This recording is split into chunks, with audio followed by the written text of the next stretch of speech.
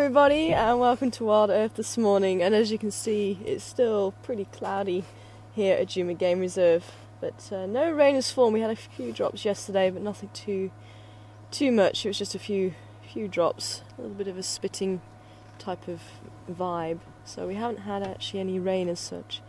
So I'm wondering if anything is going to happen or it's just going to stay overcast.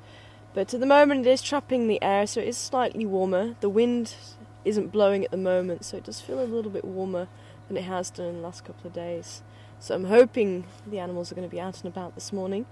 Now I'm just going to have a quick drive around Quarantine, and I think maybe head down towards the dam, or if any of the zoomies are watching, if you can just maybe have a quick check around the dam, because I just saw some of, it looks like Karula's tracks at the end of the road here on Voyatella Access, but it looks like they sort of walk up and down, so I don't know if she had her eye on something in the bush. We're just going to have a quick check around here, since we're kind of halfway around, see if there's any more tracks, but I couldn't see exactly where those tracks went, so I just need to get the light a little bit, and hopefully the sun's going to rise very, very soon, and hopefully shed some light there. But we are going to try and head back to where we last left the cubs, see if they're still around. I know there's a few people concerned, but you really don't need to be concerned, and especially seeing Karula's tracks around, it does mean that she's still around. So it just means that I think she just hasn't been successful yet with the hunt. And if she leaves the cubs for any amount of time, I'm sure she knows how long those cubs can survive without water, and I'm sure she'll go back and move them and let them go and drink water if she hasn't done so already. So I really don't want people to panic, and I know a few people are getting a bit concerned. But let's jump aboard, see what we can go and find, and maybe even try and find those rhinos. I'm really hoping to find that crash of 5, well 6 apparently, there's an extra one that's joined them. I'm quite keen to see who's joined them. So let's jump aboard the Gunda this morning. Just to introduce you to the crew this morning, Daniel's joining me on camera, Herman's back in final control, and my name's Tara, if there's anybody out there who hasn't been on the Gunda before and on one of our live safaris. But welcome aboard, and if you would like to ask any questions this morning, please do send them through to questions@wildearthsafari.tv. and we'll see about answering them for you this morning.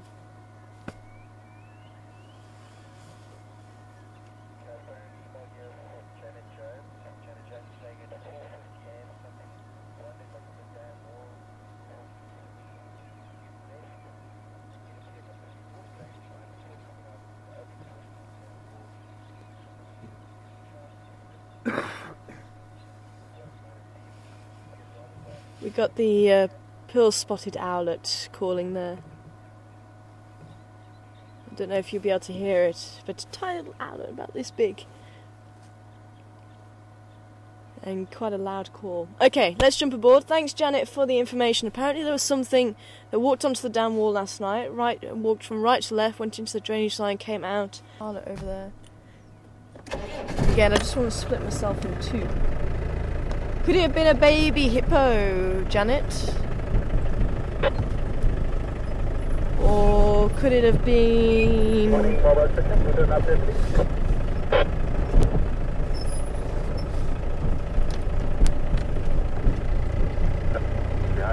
just left the camp. Not sure what's up right now. Maybe that way on the one. And well, it's nice. Okay, so that's thank you. I will check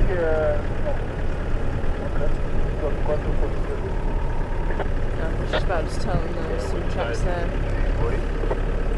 The night to go around is going down there with the motorcycle. Ah. Okay, Texan said he's got some tracks with the Mampimpans. I only saw Karula's tracks up here. The Mampimpans meaning the babies.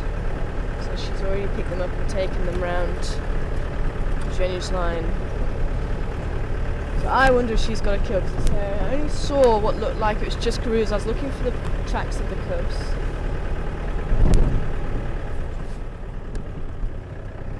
So it sounds like she cut through the lodge last night. Oh, hello. Just having a look, see what... Because there was also some hyena tracks following her tracks too. So, Shirley, good morning to you, Shirley. Shirley, wanting to know, how does Karula tracks differ from other leopards? She's really the only female you'll find here in this part of the property. Although there may be one or two of the females that may pass through. But her track is about 7 centimetres in length. The males tend to be a little bit longer, maybe 8, sometimes 9 for the big males, but usually around 8 for the males. Even her boys are about 8 centimetres now. The cub tracks are about 6 centimetres. It's quite amazing. Even when they were about 4 months old, they were still about 6 centimetres. So roughly around the same size as small adults.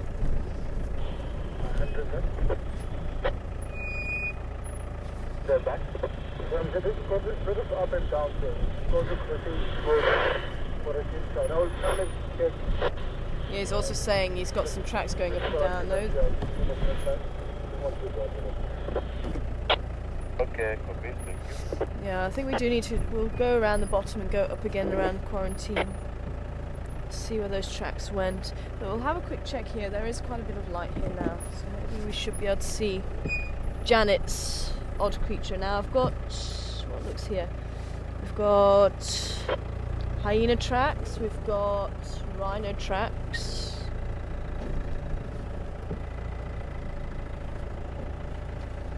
Got hippo tracks. Hippo tracks crossing over and going in.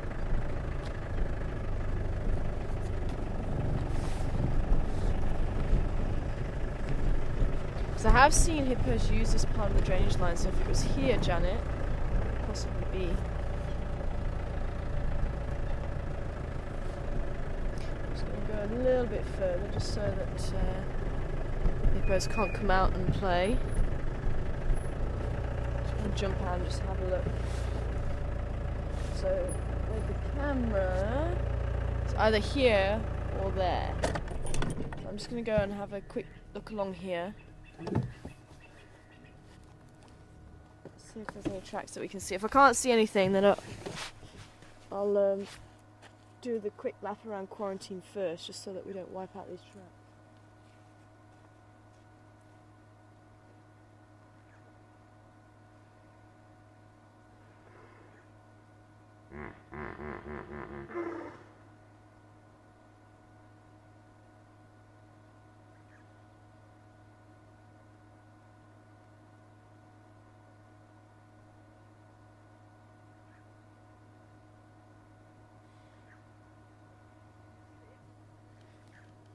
So we don't upset the hippos. That call was for me. Wasn't too impressed with me being there. But this is quite a steep banking, so I'm going to come and charge out of that side.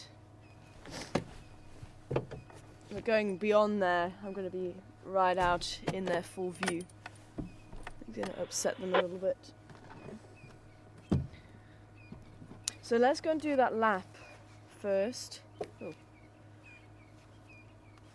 Around the quarantine, see if there's any more tracks from Karula there, and it is brightening up a little bit, but it is very difficult to see really anything on the road at the moment. Maybe Janet, if you can come back to me and just tell me which side, 'cause it looks like somebody came out here as well. Maybe this part. But if it walked along, because it could have also walked along the middle there, if it walked along the dam wall, or whether it came out here. Let's see if we can try and...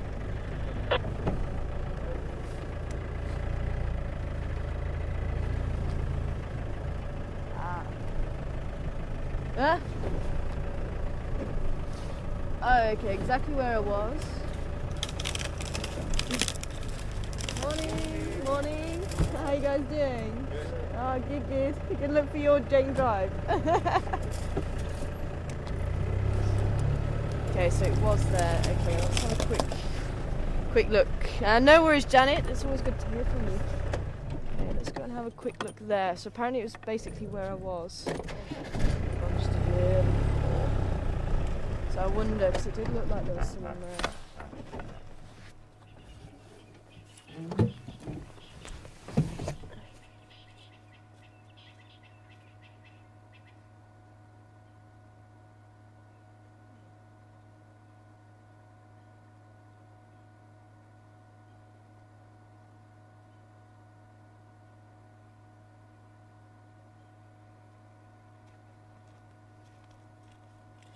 Still can't see anything. Not at the moment. So let's come back in a little bit.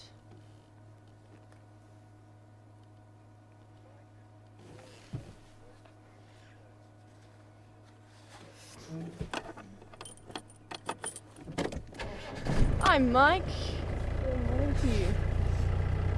Wondering what the temperatures are this time of year in this area. And they can drop down to about 1 or 2 degrees. There's an elephant that walked here last night. Yeah, I'm probably also going west. I'm sure the time that went to take my paper. And yeah, maybe probably not, you know. Yeah, just that, I'm not sure. That's because I'm going to also cross what's current. Now I'm on that, get there to go. Don't go to coming up this side. Okay, copy. Yeah, I'm also on this way. I'm pushing Gary Catland, but it's only one. Going west and then west to the most part, but no one coming. Okay, so the bus stop. Overall, tomorrow, thanks. Okay, copy. Texan. Morning, Sarah, go ahead. Morning Texan. Did you happen to notice any Mampimpan and consoles where you saw gorillas and consoles? Apologies, that is that junction of tourists that was because of that. Yeah, there's a quadro for her at Mampimpan. Yeah. So Texan said he definitely saw some tracks of the cubs. And so I only saw Karulas where I looked. But there, so she actually looked like she stopped and she'd seen something and she actually went into the bush in the part that I had a quick look. But as I say, unfortunately the light wasn't too great, so I didn't want to destroy any of the tracks without being able to see properly. So I thought we'd just come round to the other side and go back once the light was better. Because the light actually helps you to see the tracks. It casts the shadows and you can actually see the tracks a little bit easier.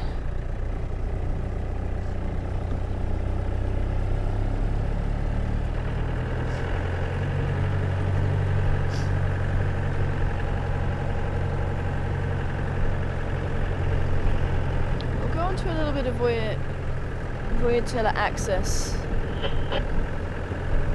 Do a lap around there.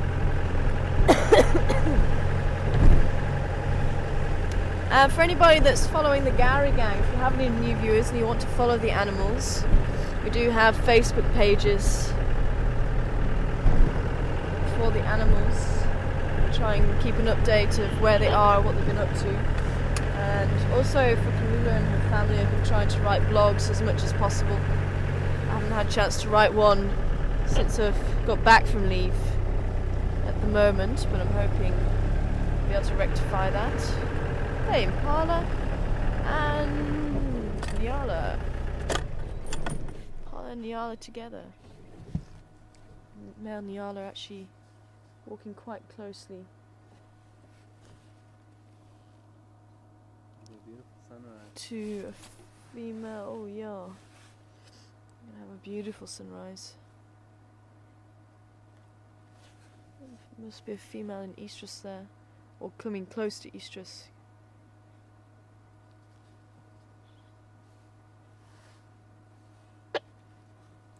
Approaching with his head stretched and his tail up. That's typical stance of many of the male antelope approaching a female when they are in estrus. Ooh, and I think we do need to just change our direction slightly so we can actually see that sun, because it's just starting to clear over the top. You can see it through the trees there. There, back, forward. Oh, you want to go past this tree? Go there then. I was trying to be artistic through the trees.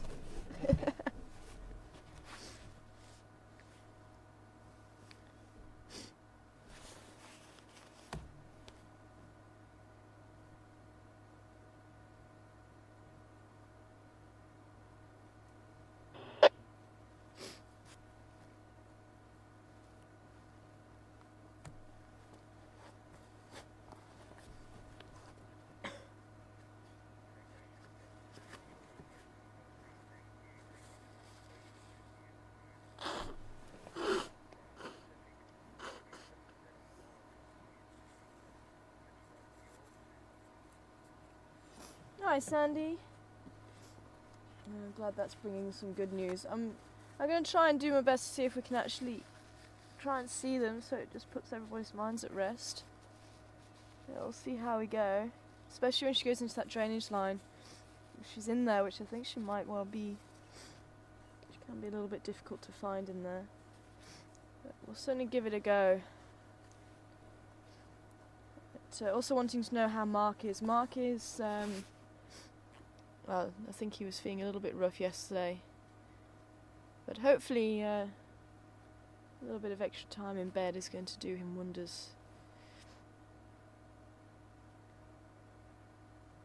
But I haven't seen him since I got back from drive last night, so I went down to the lodge to have dinner with the guests, and as Eugene promised, the kiddies were doing a little bit of a song and dance, which went down extremely well. It was wonderful to watch.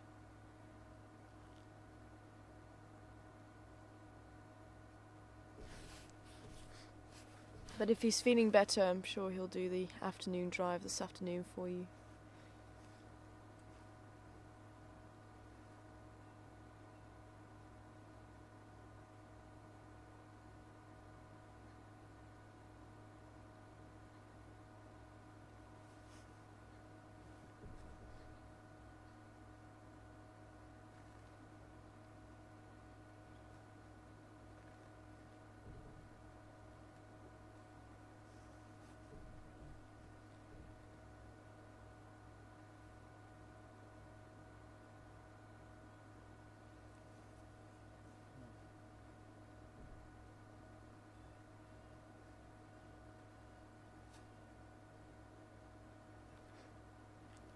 Beautiful.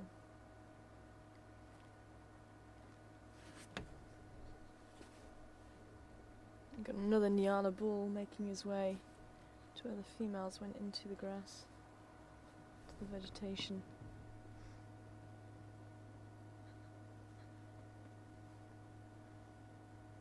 Now Nyala aren't territorial, so that's why we're seeing a couple of Nyala bulls in very close proximity to each other, but they will still have a standoff, and it is one of the most amazing displays you'll ever witness if you get a chance to see it. I think these males might have already had their set too, if they have had one. Bless you. That shock of silver right down the back stands up on end, and they are just, it really does go in slow motion, and they strut around each other, and every step, it's almost as if it's decided exactly where that step is going to go, and it's really exaggerated. It really is quite something to watch. Two Nyala bulls displaying to each other.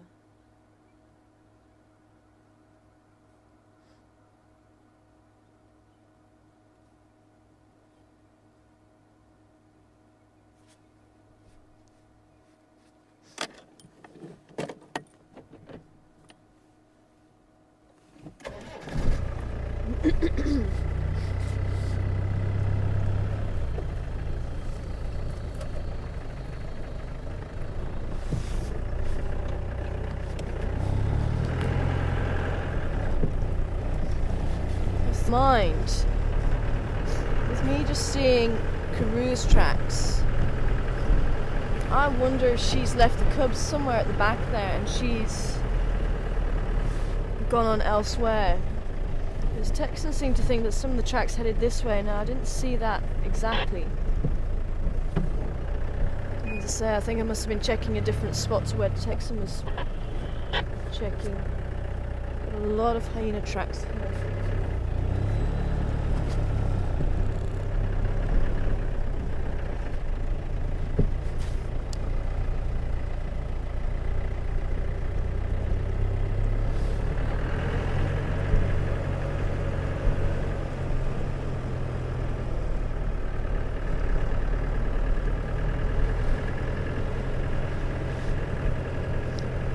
And the Impala seem to be divided again.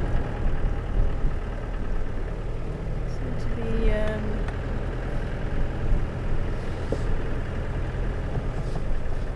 maybe something happened. They do seem to be a little bit warier this morning. And so I think there's a lot that happens here in quarantine, and we don't always realise it.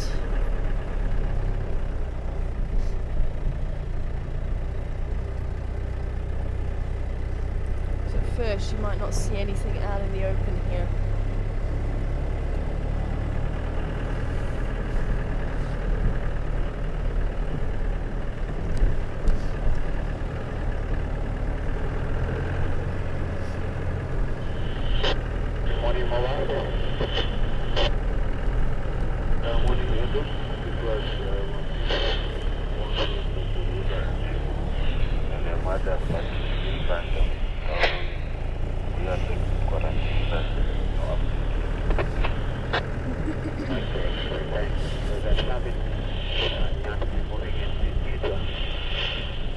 Rhinos crossed over that side. Oh no, they walked on the road.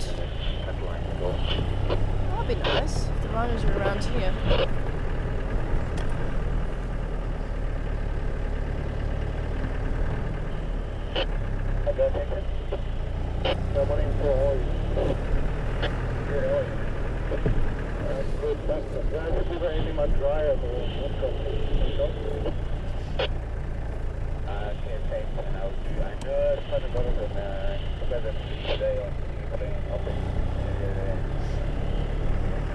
Also just checking at the base of the tree. We've had Karula around here a couple of times with a kill. Just want to double check that she hasn't gone too far.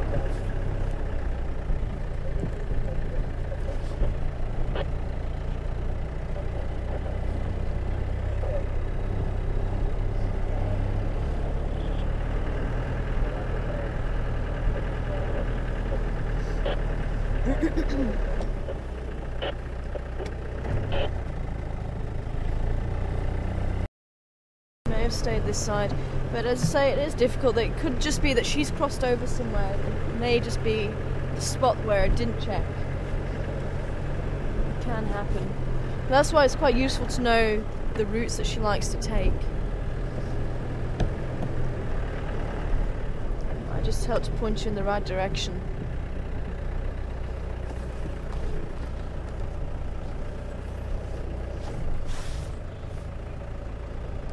African civet out and about as well.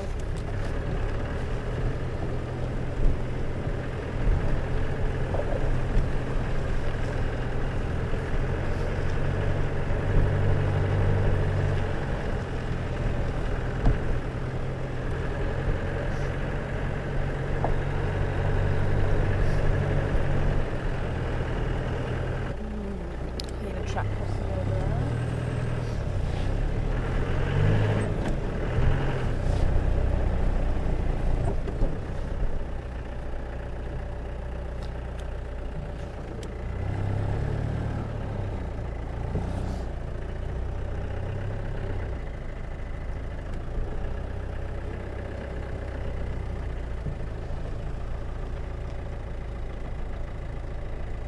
Okay, I do have the Cubby's tracks here.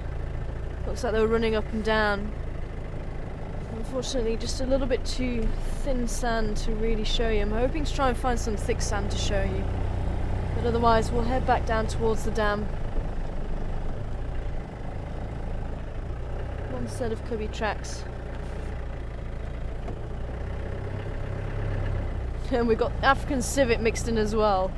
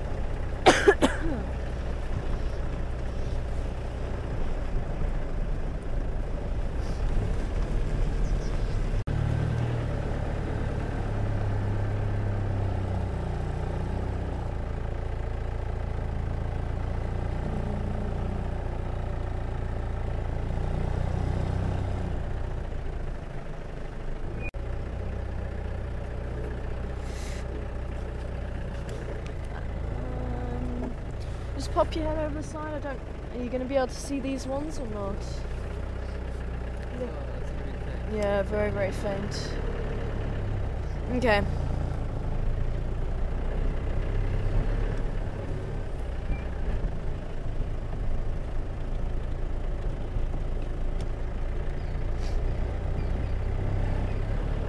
Just keep a look out for any movements in there. Tracks Which ones? those. The little ones. Yeah, they're the civet ones. Ah, hold on. There we go. These might be better. Yeah. Are you able to jump off? Okay. Let's see if we can try and show you these traps.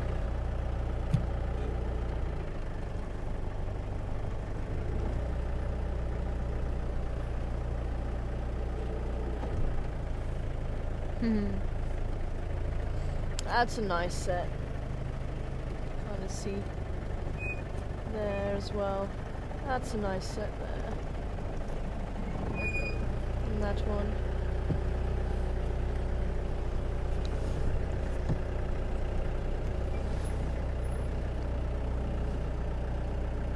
And there's another set here. 1, 2, 3. There's not really any sets that are really going to be... We've just come a bit further down the road. I don't know, are you going to be able to get the tracks here? I don't know if we're going to be able to get off this morning. But if you're able to see with the vehicle, with the camera just off the vehicle here. Okay, let's try here. If you can zoom in, I'll see them. Let me go out and just point out a couple for you.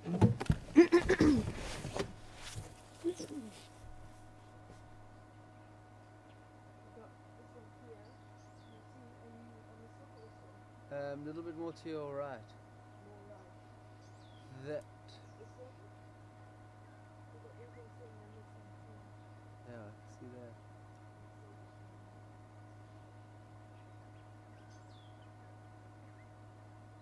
And then there's some more here as well.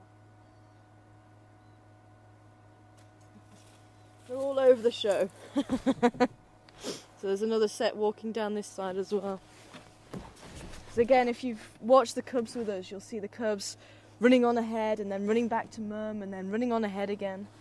So they did walk down here. So let's go and check out on Vubu Road, and hopefully there might be a little bit more light to look on the Gowrie Dam wall now for Janet's.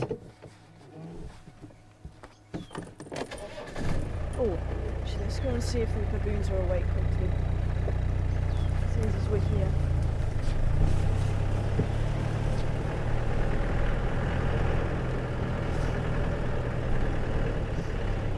Shame. I think they actually stuck around to see Graham. Graham is back for a couple of days. And I met Agnes. Some of you know Agnes, and she's taken some beautiful pictures, and she showed me her t-shirt last night. And you might remember she took the picture of Karula with the lapwing in her mouth. And she's actually got it on a t-shirt now, she showed me last night.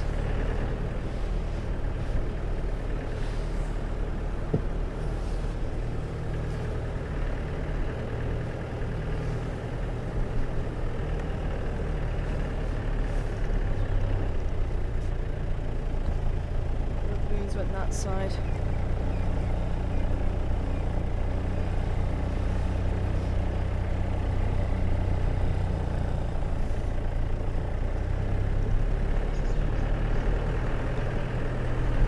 garden. They were literally just here. So yeah, let's check down on Vubu Road for any more sign. And we can check around the back for the baboons too. Come up Vubu Road. And maybe head off, because there was one set of rhino tracks heading off down to the west there.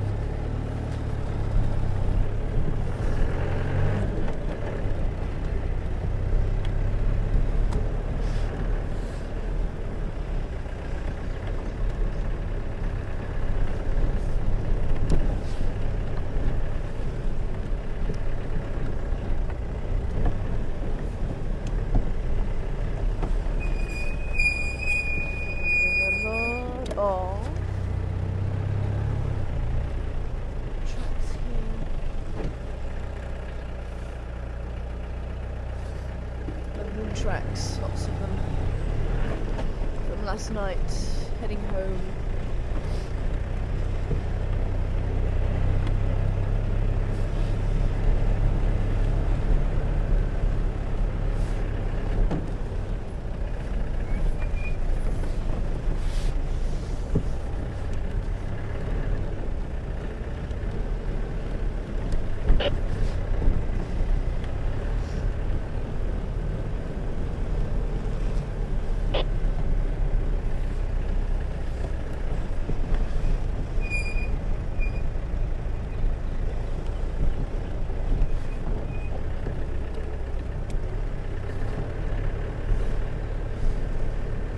I bet those cubs were pleased to see Mum.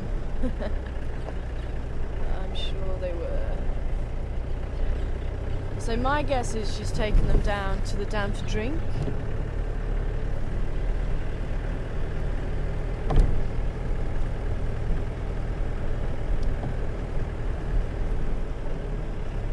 But I am intrigued. The impala herd is split. These baboons, there's the baboons, they did come out the back way. You see them sitting underneath the tree there. Along with the guinea fowl. The guinea fowl's very quiet this morning. Oh, and a duiker too. Young duiker. Yeah.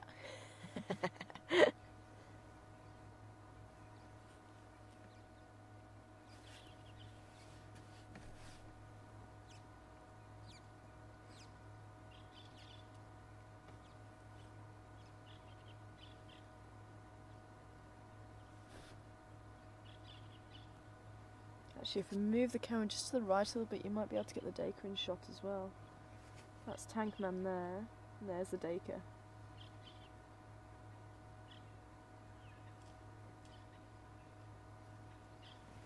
Small male by the looks of it.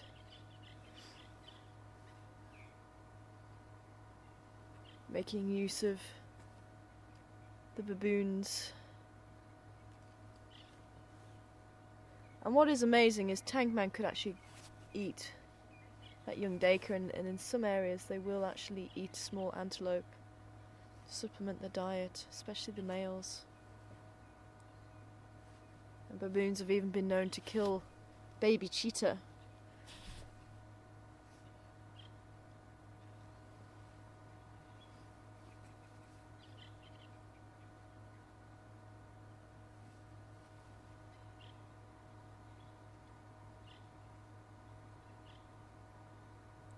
Oh, you got some guinea fowl in there too.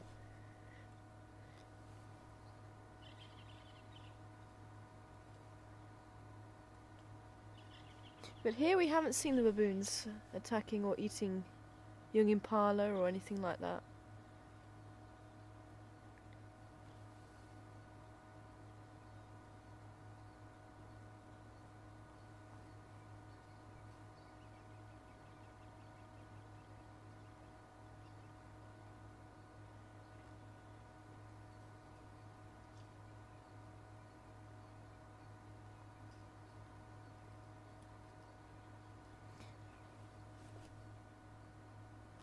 But definitely keep a lookout on the Garrigang webpage for the new pictures that Graham took yesterday. He said he hasn't got any days.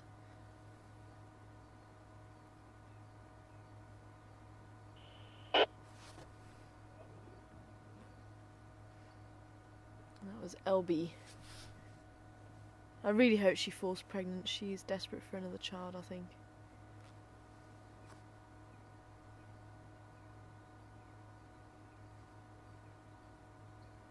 And those matings seem to be a little bit more frequent than they have been. Vietnam station Jacobi. Yeah, morning, go ahead. Yeah, good morning. Is there an update on your side? 212, verify. Okay, thanks, sir. Good evening, Galo, inward to side. Yeah, it was in the shadow, the civic one on our airfield battleship.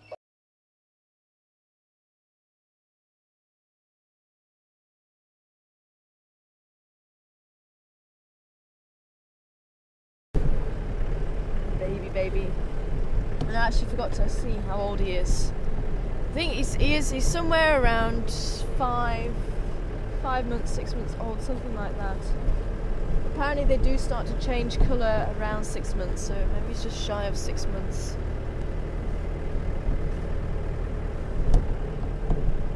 Okay.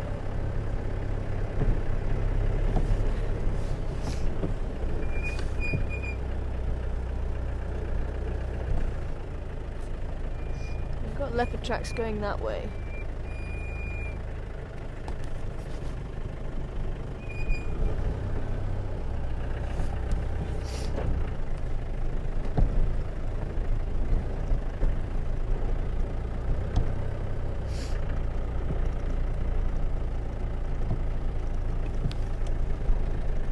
Let's go and check on the road.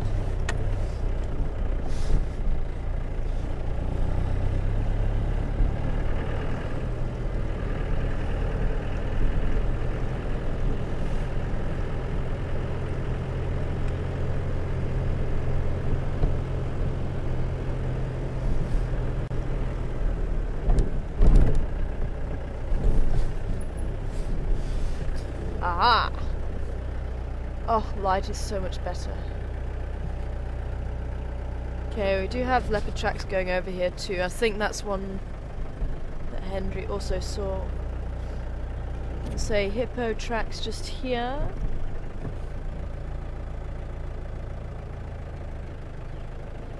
And possibly the leopard tracks crossed over actually. It's amazing how much light does make a difference. Recommended side to move out with on reception and weather.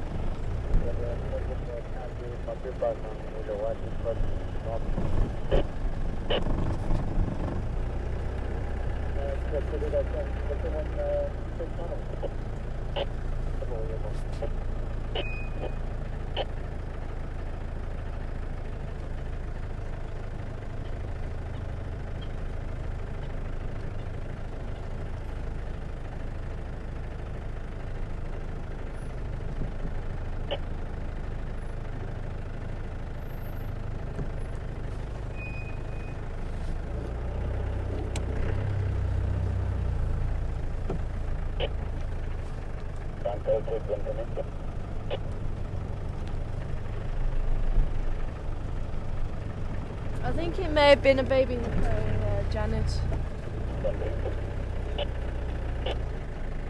There are some elephant tracks here, but they look like big elephants, so you recognise it as an elephant. Okay, let me just go and have a quick look where he said. Apparently it was just here, hey.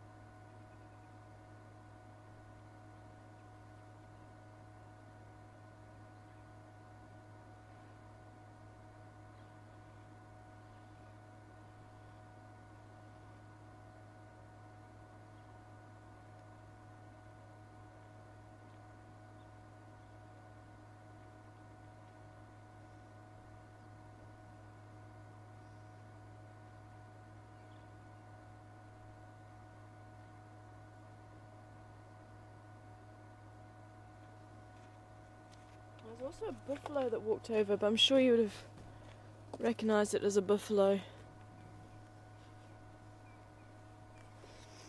There may have been something else, but it's very difficult to see along that central part. And unfortunately, the vehicles that have driven over have wiped out quite a lot there.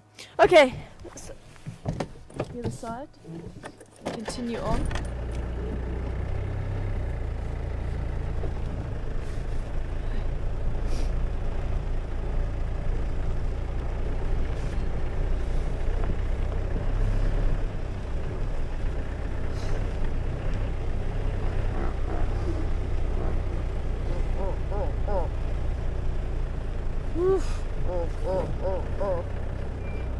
I can't do that one very well.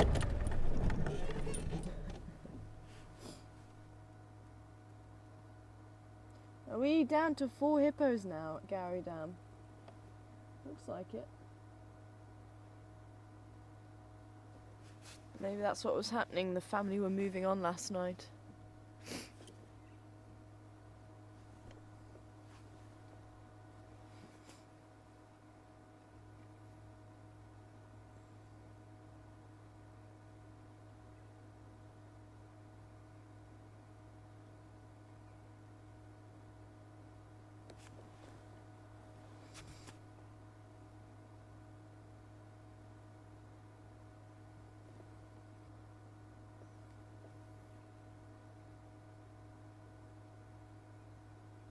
You can even see the bristles around the nostrils and around the lips.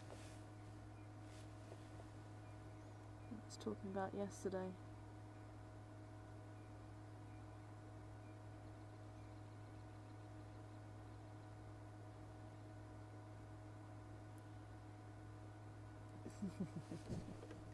Okay, well let's leave the hippos. You can still watch them on the Waterhole channel. There's Voyager Lodge in the background there. And we'll do a couple of laps. I think she may have gone into the drainage line. She might get back there. I really want to be surprised. So whoever is any zoomies are watching, just keep a check out for Cougar around the dam.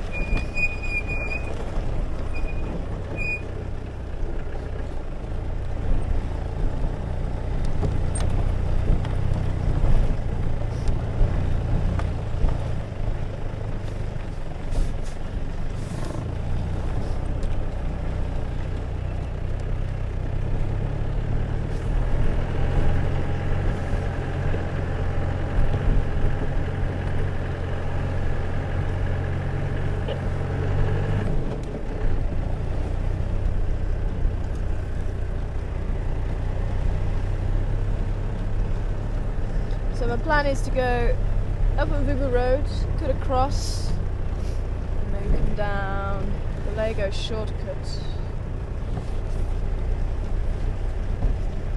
Actually no, I want to head over to Zoe's Road.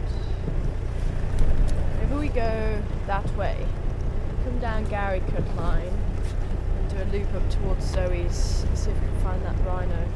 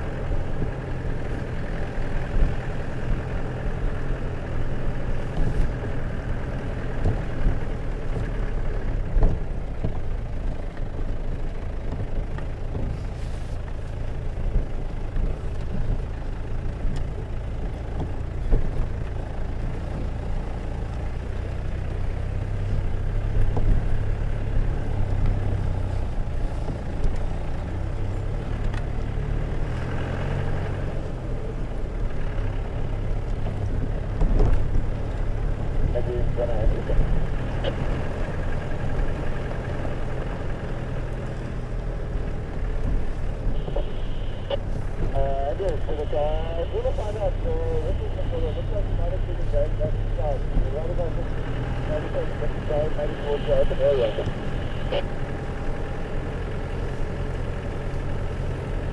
I would say down just too much. I don't think you can do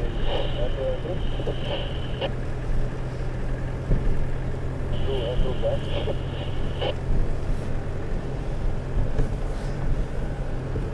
Yeah, it's far away. I just made the game now. I got my head to pass very well. So maybe this is but if I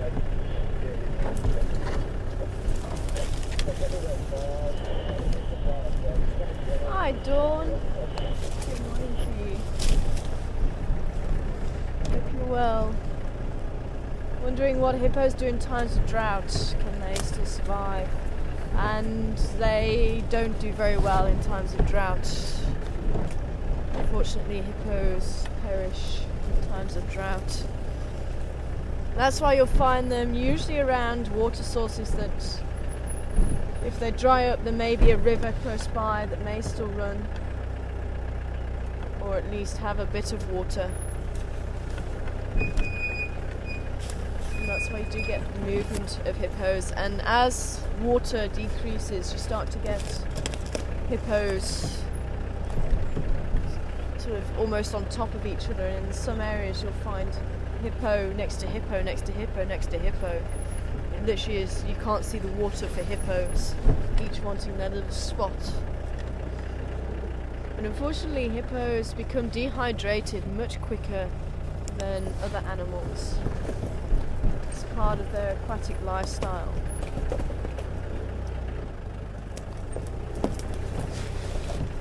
So they do need the water to protect them from the sun, dehydration.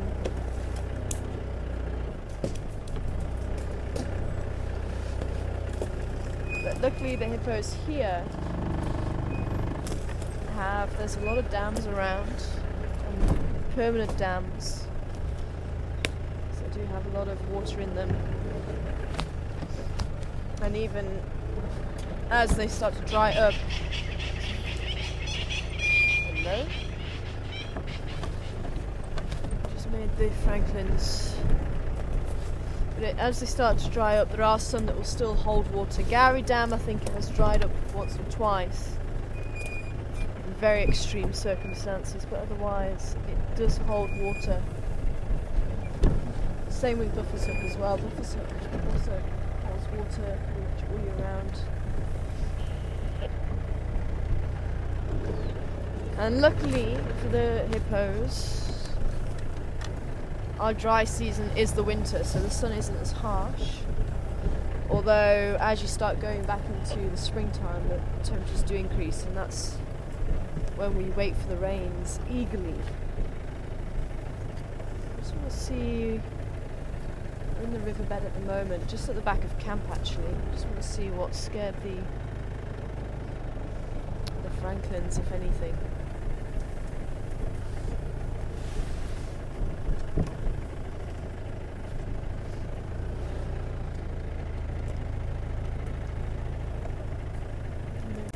Fight amongst themselves.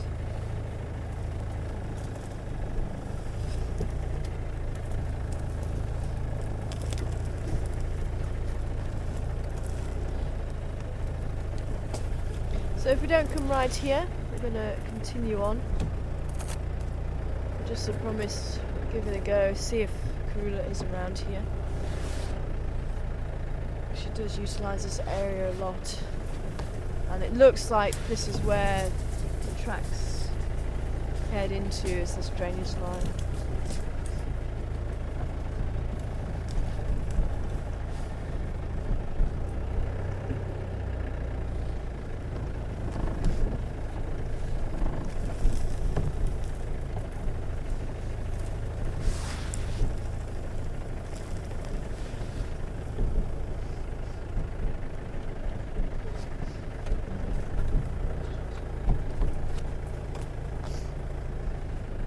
And when we talk about animals being in the drainage line behind camp, this is it. There's another little bit there. There's actually that little bit that goes behind camp. So if you were to walk straight there now, you'd find Herman sitting in front of patrol.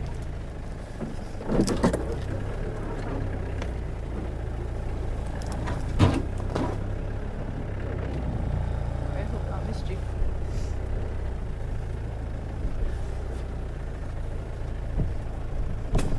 Wow, it's got such a sweet smell. It's like hay making. You smell it? Dry grass. Yeah, it's all this dry grass now.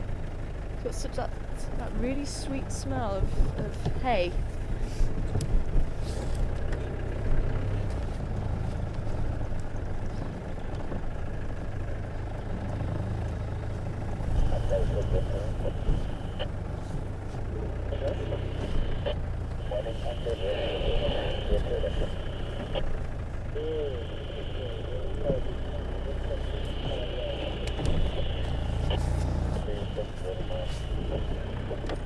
Okay, since we haven't had one for a while, and just to make sure no one's gone rusty, quick dumb quiz. If you want to play along, and I haven't done one of these for a little while, I like to give people a quick dung quiz. So decide what animal might have made this. And if I can show you as well, on the inside there's bits of bark in there. There's actually a little piece of leaf, so you can actually see the colour as well. It's a reddy brown colour. So have a think, and if you'd like to play along, see who comes back with the right answer first. What dung, or who this belongs to. What dung does this belong to? I think we need to keep a lookout because that's still fairly wet. We need to keep a listen out for any sounds and keep a lookout for any sighting of the animal. So if you'd like to play along, send your answers through to questions@wildearthsafari.tv.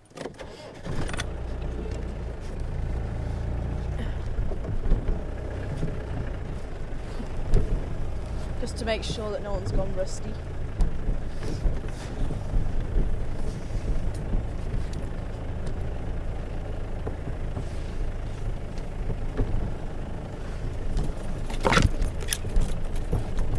Net, quick off the mark there. Coming back with the right answer. Give a few other people as well a chance to come back and see if they know the answer before I give the right answer away. Well done, Annette. First off the mark there.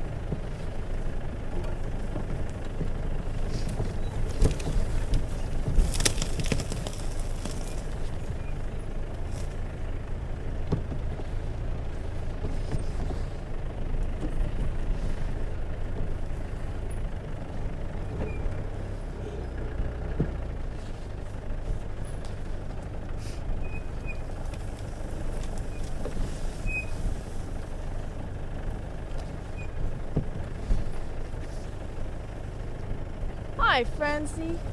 Wow, I really can't believe how sweet this is smelling. If you really can imagine, if you've ever been somewhere where they make hay, or they start to put the hay in bales, or even in a hay loft, it's that really nice sweet smell. That is what we're smelling at the moment. It really is quite overpowering. Quite beautiful. Oh, hi, Francie. Good to hear from you this morning. And saying that you've been to the zoo a few times and seen the hippos in a small pool, and you've often wondered how large an area do they need to be with other hippo. And they are quite a sociable creature. You often find hippos together. The bulls may or may not be solitary, but the bulls will tend to hold a territory, and the female families will often come through and stay with the male, actually he's got a prime spot.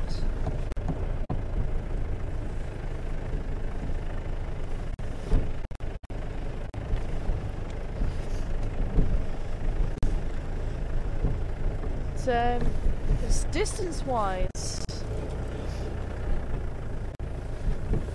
it's very difficult to say. Sometimes they can actually walk 12 kilometers in search of food, especially in the winter time, whereas summer they don't actually need to walk as far. That's the only reason why they really will leave the water, either to go and sunbathe or to go and eat. Otherwise, most of their life is spent in the water. But they will need some form of area for exercise, and they do need to come out.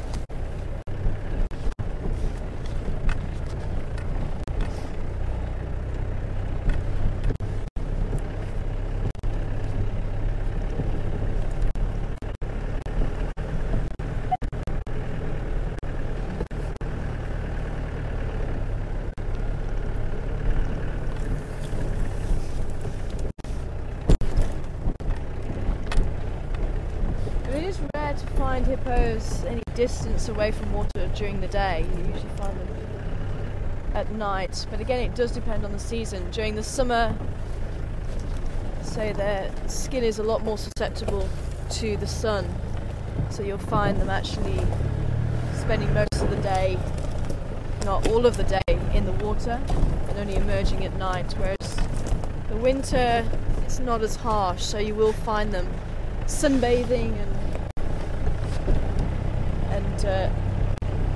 maybe even grazing close to the water, and as the sun sets again moving further and further afield.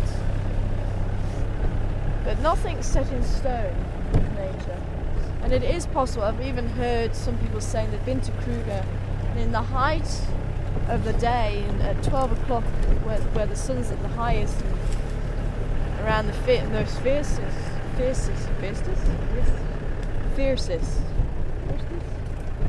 strongest, there we go. They'll be out and actually sunbathing. I've heard a couple of accounts where people have actually seen them sunbathing in the height of summer. So never say never.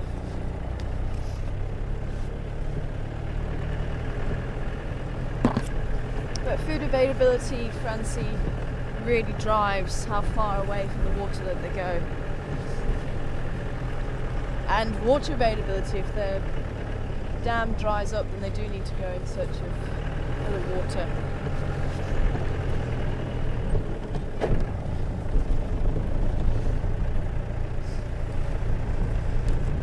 But the females can live in families anywhere between 2 and sometimes even up to 50.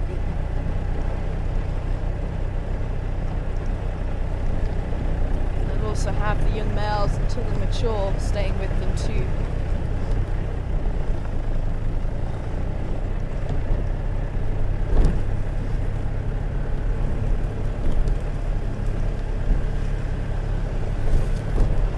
So we are going to continue on our drive.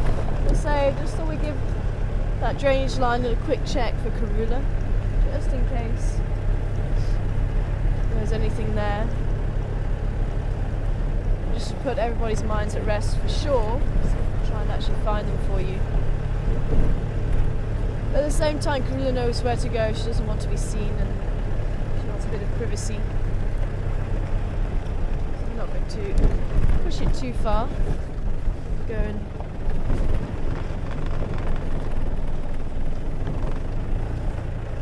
seek her out too much. Just if she was actually in the drainage line and they've actually bumped into her. There may still be tracks around here. This is quite a difficult place to see the tracks. It's quite hard. The tracks don't often register. So we're going to go up onto Buffelshoek, come down Gary Cook line, see if there's any sign of those rhinos, and head across towards Zoes Road. Let's see if we have any luck, and we may even go and see the hyenas, see how they're doing. We haven't been there for a few days. We'll see how we go. Maybe have a look around Treehouse Dam. Looks like there was some buffalo here recently again. Is there any more guesses to the dung quiz? Is there any more people coming back with?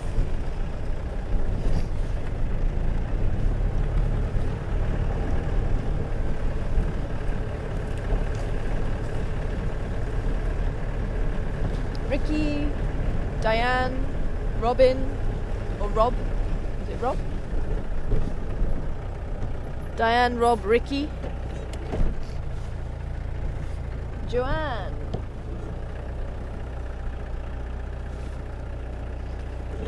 Well done. Ah, Susie. Interesting.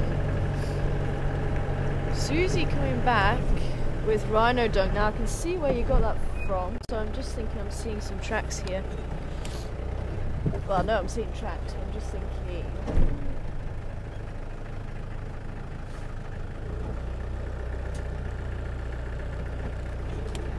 Mike coming back with hippo dung. But Rosie and Mike, I can see where you are coming from with that. Not quite there. Rhino dung, the black rhino, it would be wonderful if it was. But one of the differences with black rhino and this particular animal is that when a black rhinos, for those of you not sure, black rhinos actually eat leaves and twigs and branches, things like that. So black rhinos, when you pick up the dung, it will also have the bark and the leaves in it. It's also a very poor digestive system. But a black rhino, the twigs get cut off at 45-degree angles because of the way that they munch on the branches and they chop off the branches with their teeth. So it's 45-degree angle, and that's why you can actually see on the trees the black rhino's been feeding there.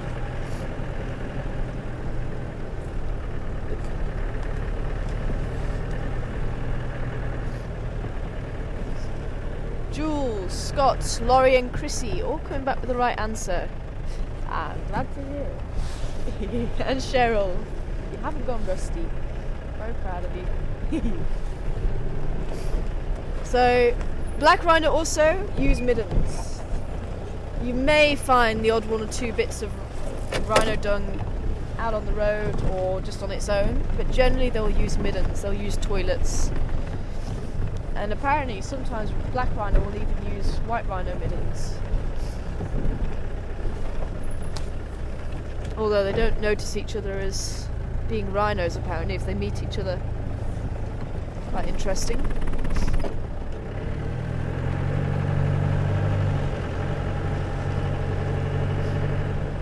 And why is it not hippo? Again, hippo also very poor digestive system.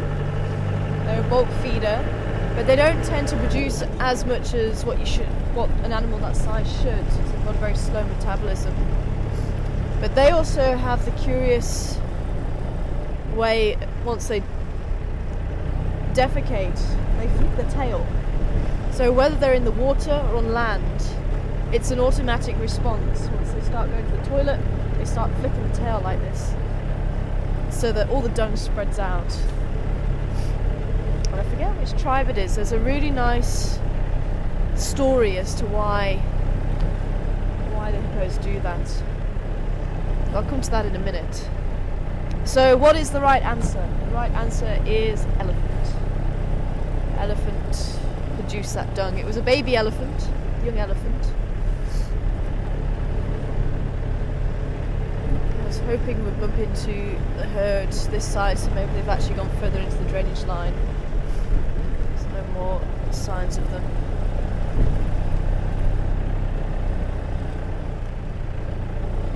Some elephants have crossed over. Some tracks here. Maybe it's the same herd. I say it was It was wet, but it wasn't warm. Putting it about an hour or so, which is enough time for the herd to walk across the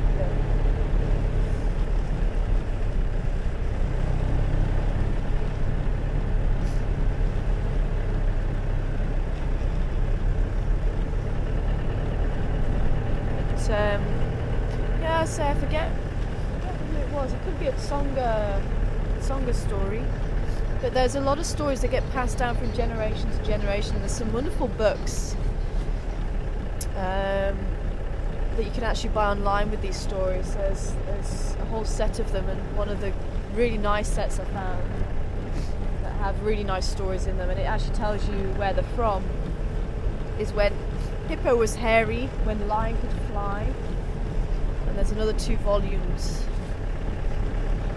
But it goes that Hippo was so hot one day, and he looked at the water, and he was dying to go into the water. Ooh.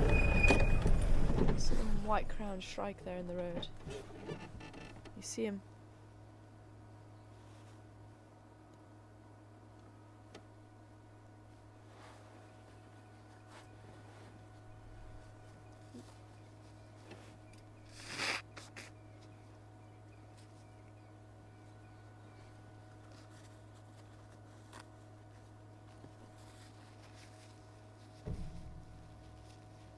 I hope I didn't disturb him.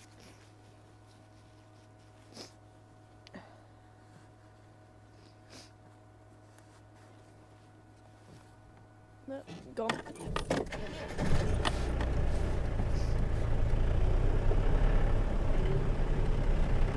No, they found what he was looking for. And me blowing my nose disturbed him. I do apologise if it was the latter.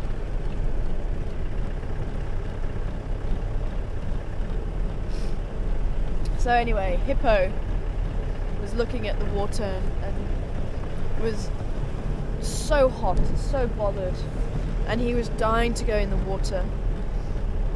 The creator managed to contact him and say, look, I really want to go into the water, can I go into the water? And the creator said, no, you can't go into the water, you're going to eat all my fish. And he said, no, I won't, I promise, I won't eat your fish, I just really want to go into that water, it just looks so nice and so this is very funny. Look at the hornbill. Oh, why didn't you stay? I don't know if you managed to see him, but he was just literally just sitting right on the top of the silver cluster leaf there.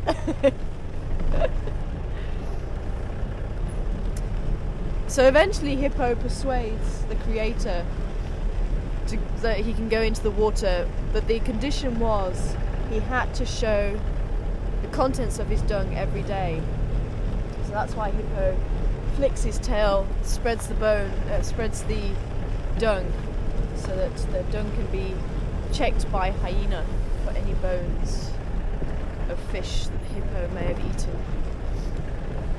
So there you go, that's why Hippo shakes his tail.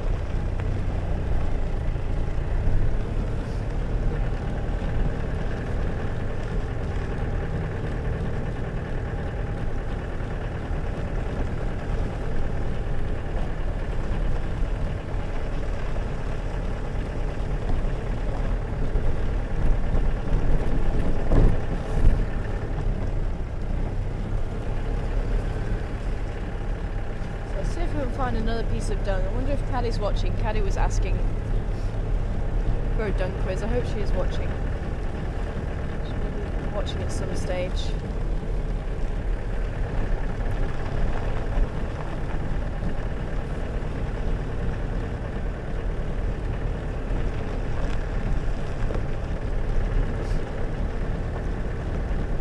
Roger, morning to you, all the way from Wisconsin. So it'll be good evening to you, I suppose. Hope you are well. Wondering why we don't see working termite mounds. We usually see old termite mounds, the abandoned ones that have other animals living in them. And they are around, but working termite mounds tends to have a lot of vegetation. So it tends to look more like just a mound of vegetation rather than actually being a termite mound. Especially termites like the fungus-growing termites tend to release a lot of nutrients into the ground from the nest. The fungus-growing termites will cultivate the fungus, and the fungus will break down the vegetation that the termites bring to it to actually help it grow, and that's where the nutrients flow back into the soil. So you get this really sort of highly nutritious spot, and many of the plants, especially out in the open plains as well, many of the plants like the trees will be associated with those termite mounds. And if I can remember rightly, buffalo thorn are one of the trees that are associated with termite mounds. The num-num, the jacket plum. So you'll find certain trees can grow and will grow out of termite mounds because they need that high level of nutrients that it offers. Some termites may even take in seeds from those trees as well, so that's another reason why you may find certain trees growing out of termite mounds.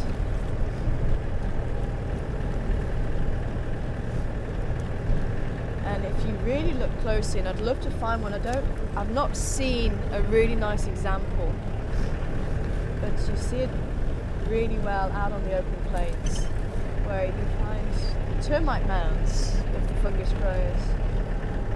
And you'll find around maybe about a metre and a half away from the mound itself, all the way around, you'll find lush green grass, very short lush green grass. And the further away from the mound you go, the longer the grass gets and the more yellow it gets, especially this time of year. And that's because of all the nutrients that are there from the nest. And the animals will go to feed on that nutritious grass, and they feed on it so it gets so short. And yet as the grass gets further away from the nest, it doesn't become as nutritious, so the animals may ignore it or not eat it as much, so that's why it grows a lot more.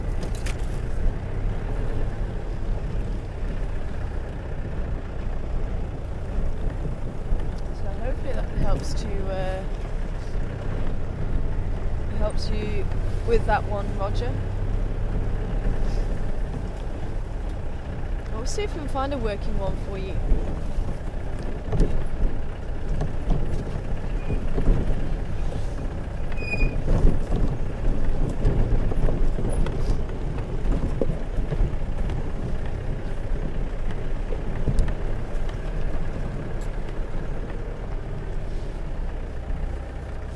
Yeah, got some more hippo tracks here.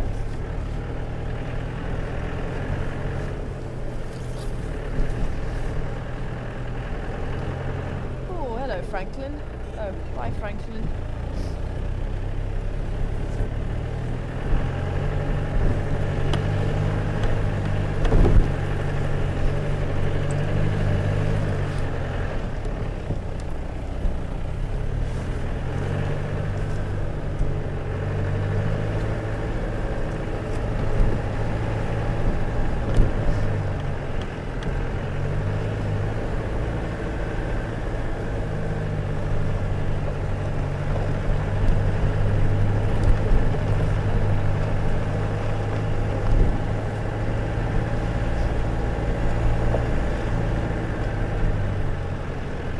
Now that is something I'd love to see, actually, a black rhino. I still haven't seen one out in the wild. We do have the right food, just not in great quantities here. Ooh, hello. Guess what I just found? Karula and the tracks of the cubs. Karula herself. Karula's tracks. And this way.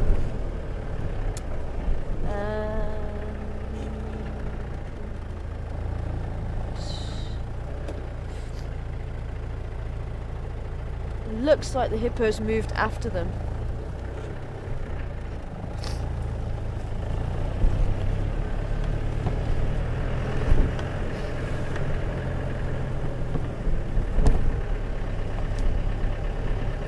So they did sneak over somewhere.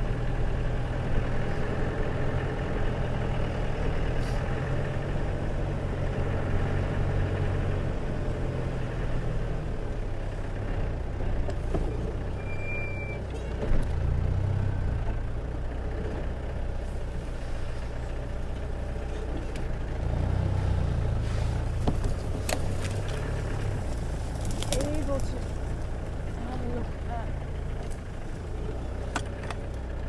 a little midden here on the left. Yep. Just to show you, since we've been talking about hippo dung, this is what a hippo midden looks like.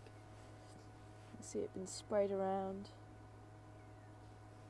Not too much less, so you won't find balls of hippo dung usually. You may find one or two, but especially if it's from young animals. But generally it seems to be a natural reflex to flick the tail.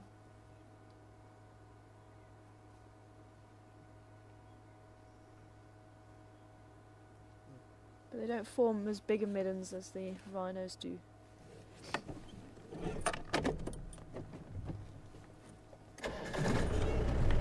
So that is a hippo midden, hippo toilet.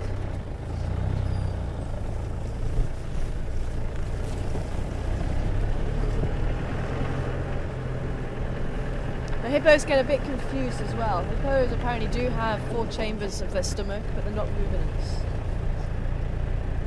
So and there's another one here actually. So they're not sure exactly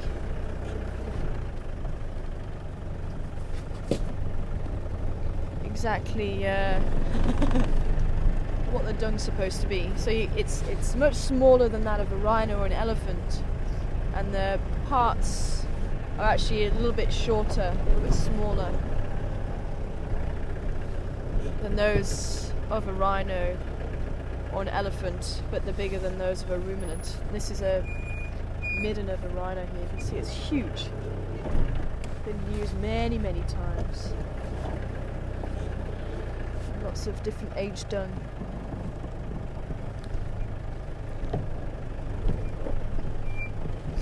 And she's carried on this way as well.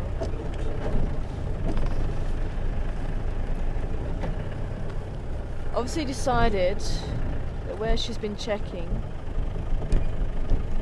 for food, there's not great opportunities at the moment.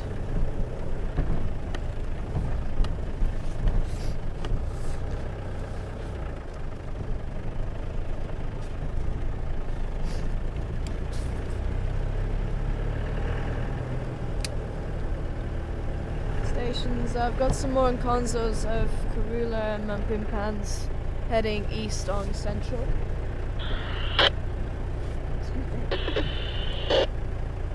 We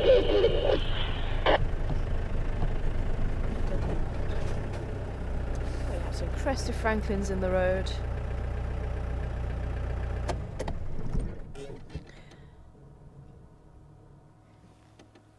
Anyone that hasn't met a crested francolin before?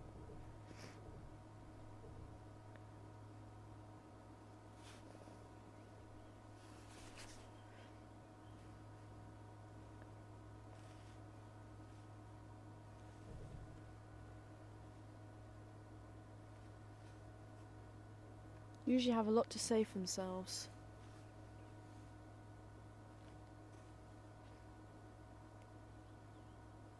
And with the birds, especially the francolins, we try and put words to what they're saying. Now these guys usually say beer and cognac, beer and cognac. And it works. If you hear crested francolins calling, you say beer and cognac. There's a Shelley's francolin says, I'll drink your beer, I'll drink your beer. I'm seeing some impala over there. They're looking a little bit nervous.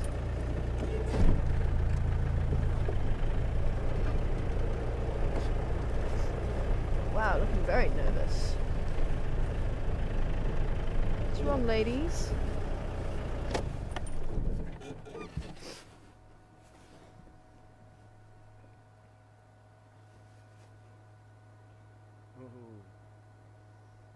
Hmm? No, they're in quite a state. Yeah, they're really not happy.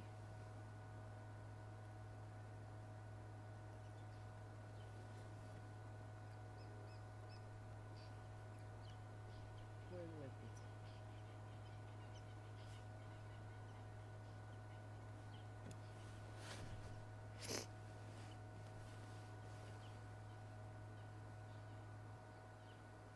You can see they're all just looking around. They're not sure where to go. They're not sure what to do. There's some that are wanting to eat, but still not entirely sure what to do. That's what I mean when they're a little bit agitated. They're not too happy. So there's the ram in the background there. Now, it could be that they're smelling leopard. It could be that maybe a lion walked by. There's something that's just put them on edge. Something that's making them very wary of this area.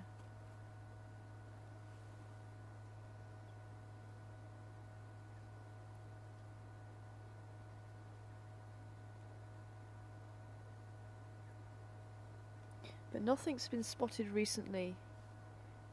There's no alarm call that's been given. So they're just looking in every direction.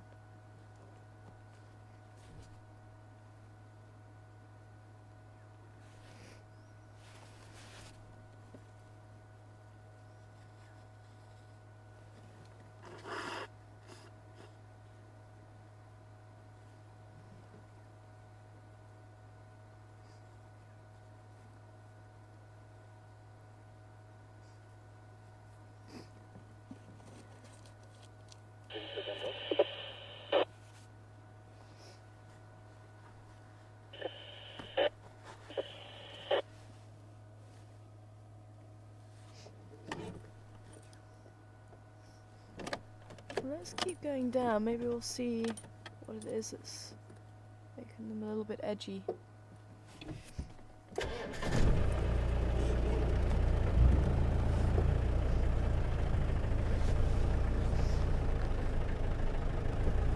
Keep looking off into here. Maybe there's something that came through here.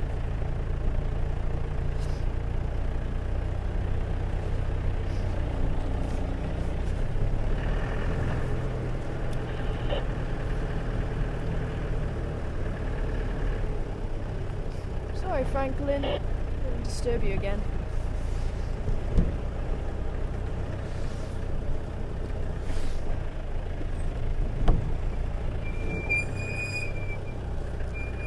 Now, actually, when the Franklin call, it sounds like it's one bird, but it's both birds. Monogamous pair. And that's one of the ways that they actually strengthen the bonds between them. Have you gone yet? You there?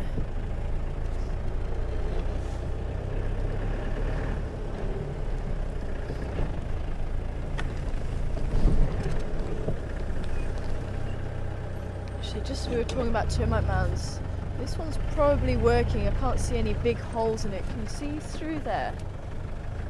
The tree growing out the top of it.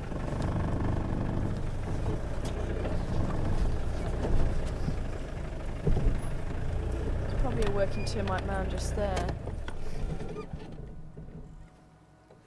Saying that tree is.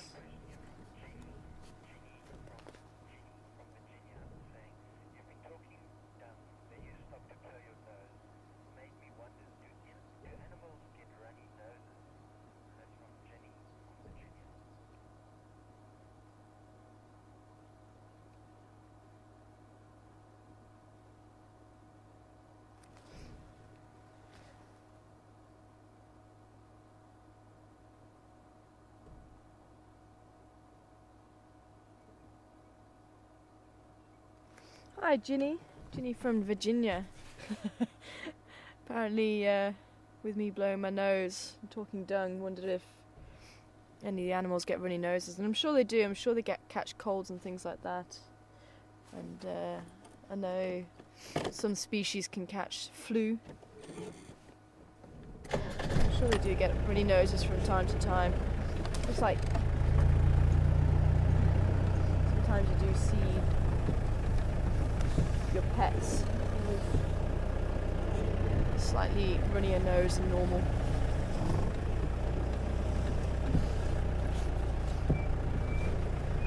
So there's still quite a lot of vegetation on that termite mound, and that's one of the things to look for, Roger, on termite mounds, is if there's holes are closed or open. And if you've got these large holes and mongoose or something like this one here, these are quite large holes, so I think this one's abandoned now. It's right next to the road. But these large holes would be used by snakes or mongoose and animals like that. And these would normally be patched up, especially on a cold day. And during winter you find that working termite mounds don't really have many holes open on them. So these would be patched up if it was a working termite mound. So that's another thing to look for.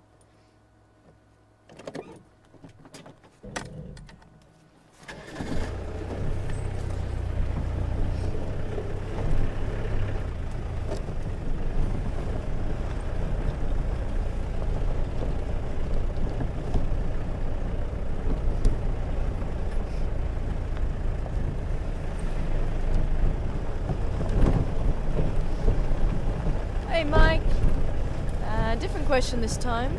Wondering if any agencies outside come in and help the animals if they do get injured.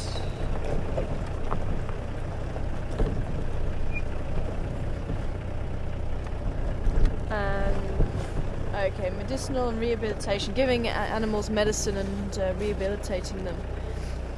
Not usually, Mike. They kept walking down here, actually. Sure. Walked far last night.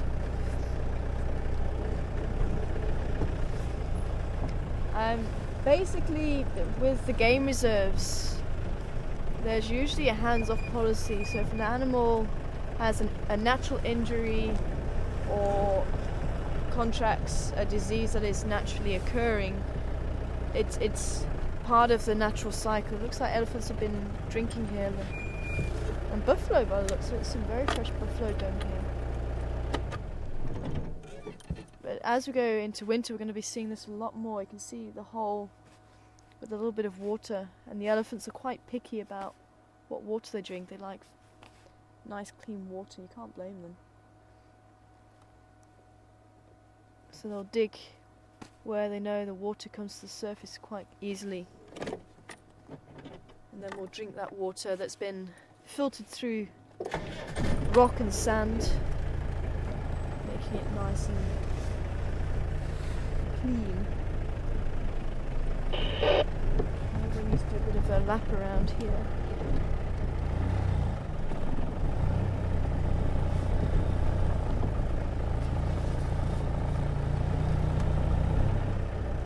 Okay, we've got tracks running up and down here again.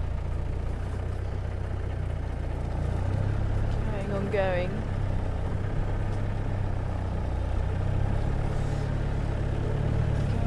Going up this way.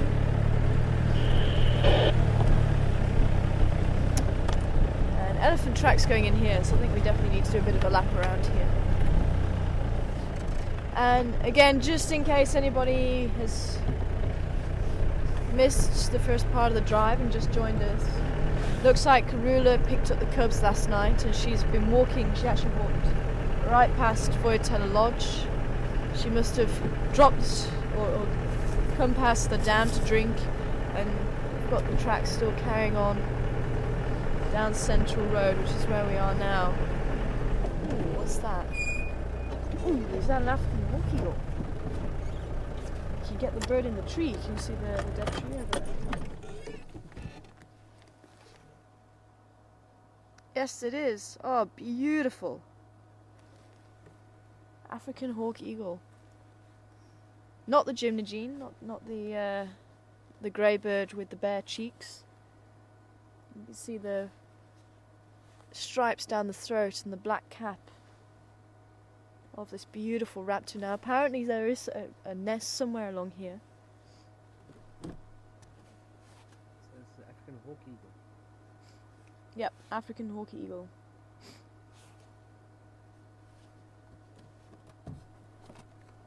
Rather than the African harrier hawk, which is the gymnogene.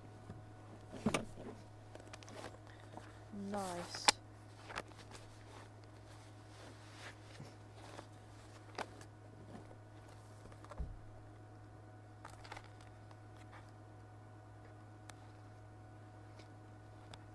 Quite an upright stance for an eagle as well. A little bit like the snake eagles that we get.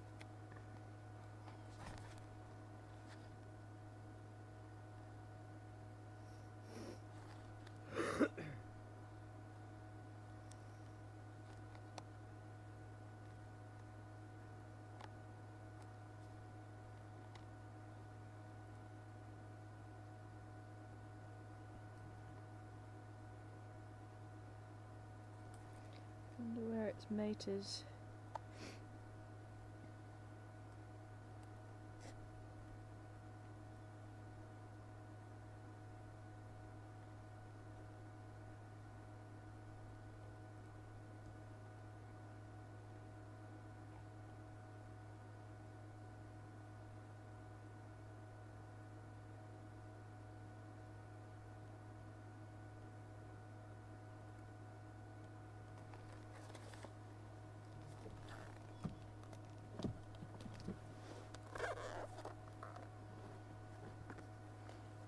And just in case you can't see the detail, although I don't know if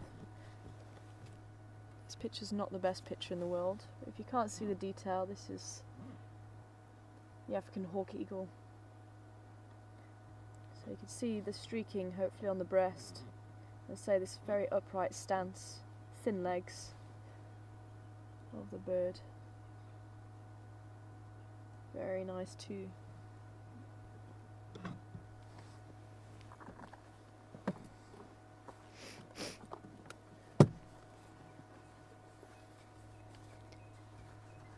Sorry, my mouth actually opened and my brain wasn't in gear. I should have got everybody to identify that one. It would have been a fun one to identify.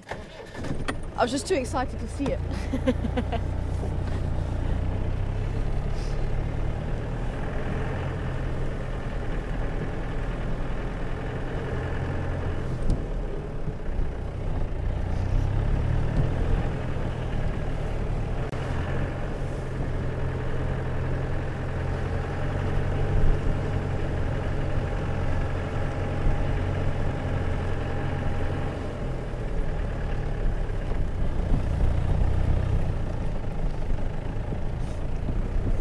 Now they'll be preying on small mammals, even birds like francolins and guinea fowl.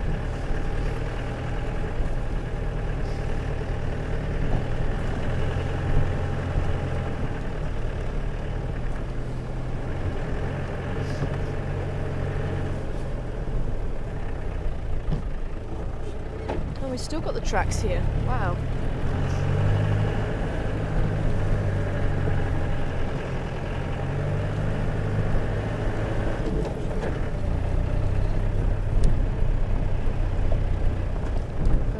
Got another bull here.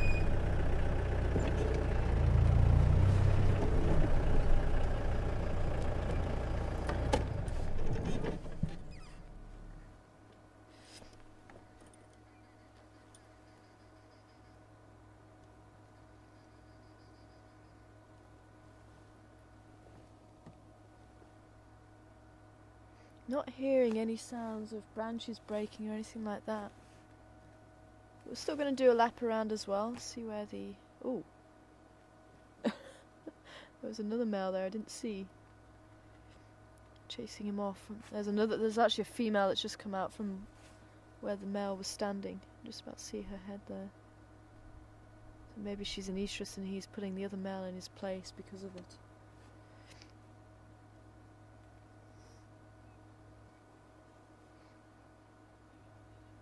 Not as graceful as what I was talking about a bit earlier, but apparently it worked.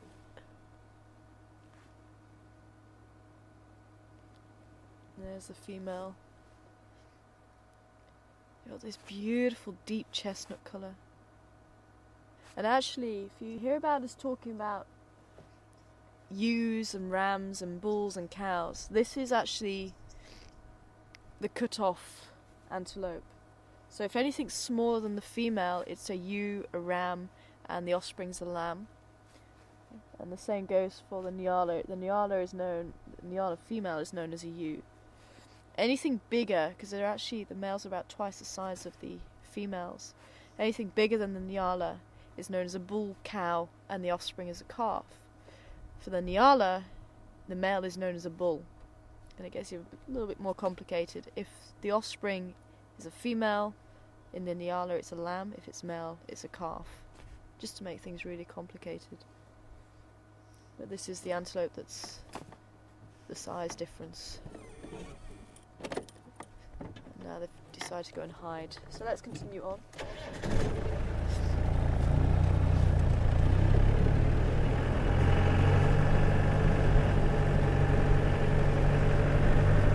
Gunda is raring to go.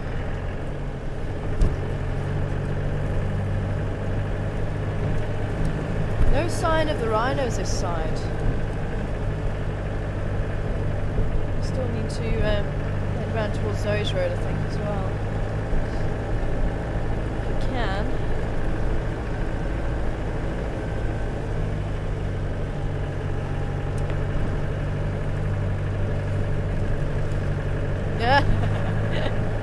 You never know, Christy. Might happen.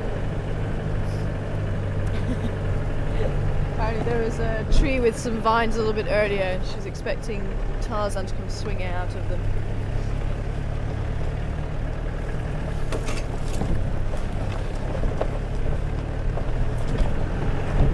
Stranger things have happened. I'll tell you a story just now.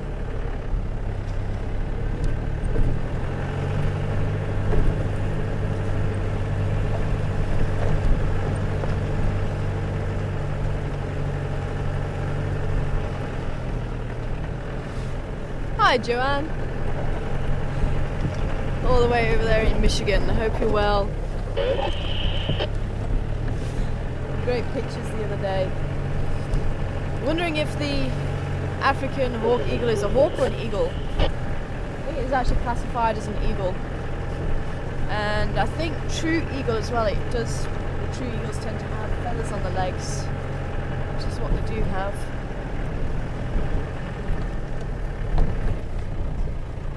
Still seeing a few tracks here.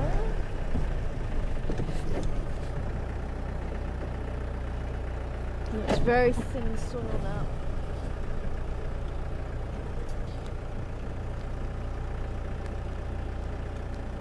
Oh, there's some more A tracks here as well. Might be lucky with Eddie's.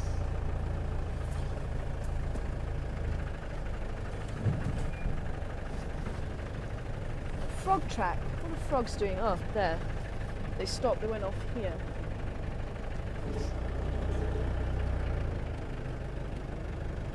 They went that way. Oh, zebra. Zebra hiding in the bush. Morning to you, zebra.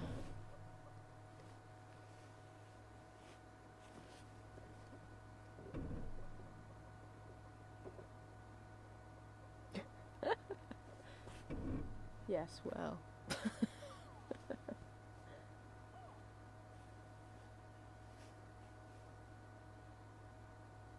Camera shy on us. I think Karuna must have walked off there because those tracks are pretty set on the direction that they're going in. And I think the cub must have crossed over the road and then darted over the left hand side. Standing by? Hey. Leaving for your tracks. I'm still on them. I've just found some unconscious Famber North, close to the junction with Guaripan Road.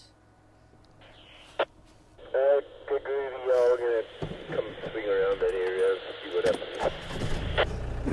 happens. Copy that. If you're interested, there's some mango this side too. But yeah, it looks like they may have just Famber North just at this junction. Good gravy, thanks. Or just before the junction, should I say. Yeah, copy.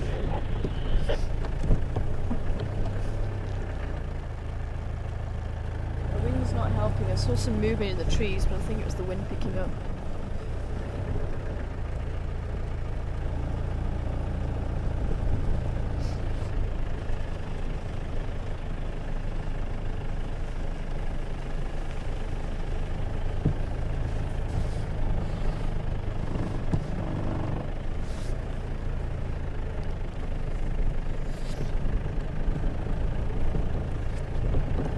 Tracks too. More eddy tracks.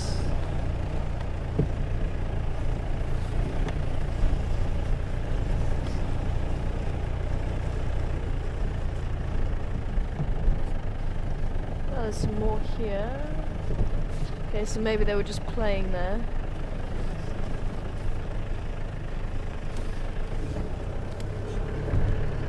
Someone's been digging up roots.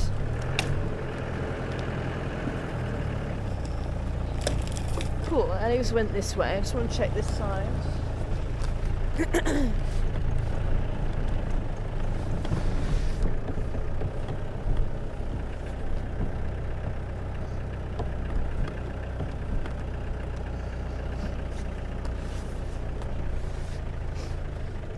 looks like Kuda's heading right to the eastern part of her territory, which is close to. It's actually.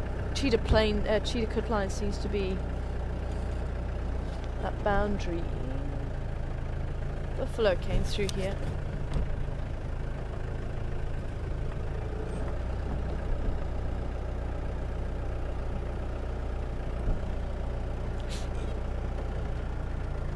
Looks interesting. Not too much.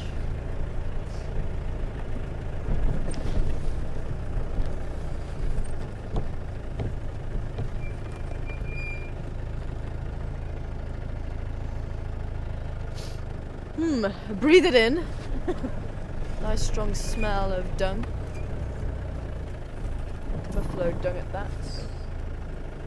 There's a zebra. More zebra. Hey zebra.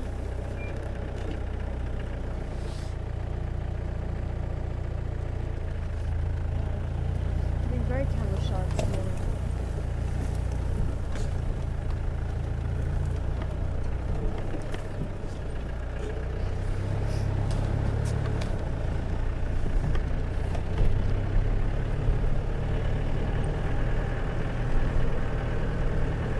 It looks like the Ellies go this way as well. So yeah.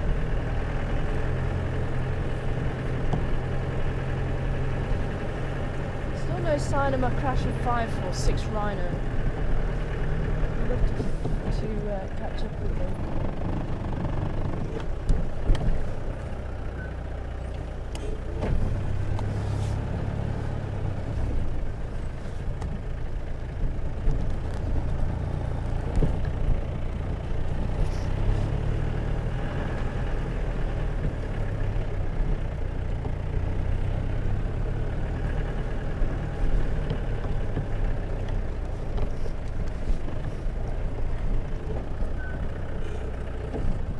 Looks like there's been a male leopard walking down here too.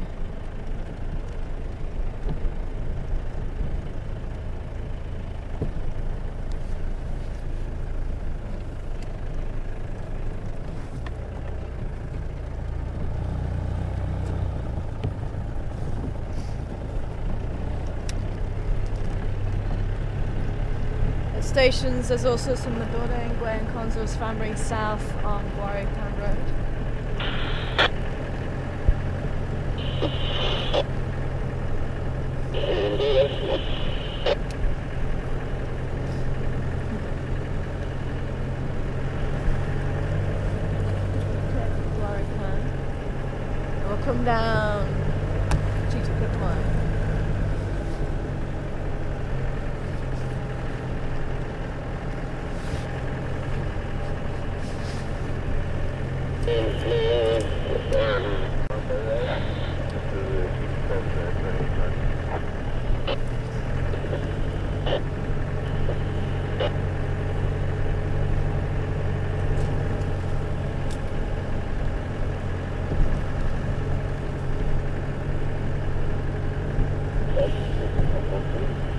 Tillverkningsskala.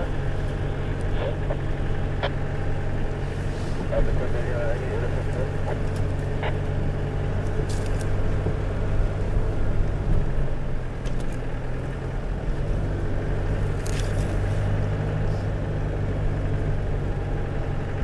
Oh, there's a steamboat.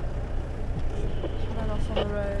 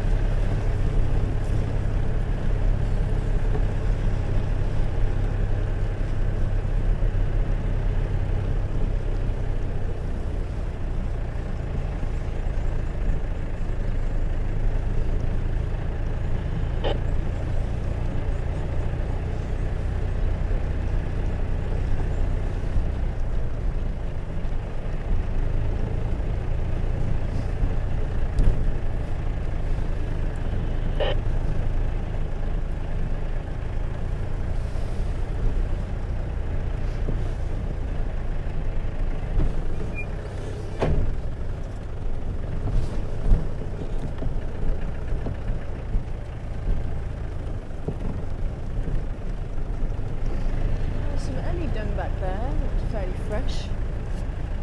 Eddie could be in here somewhere.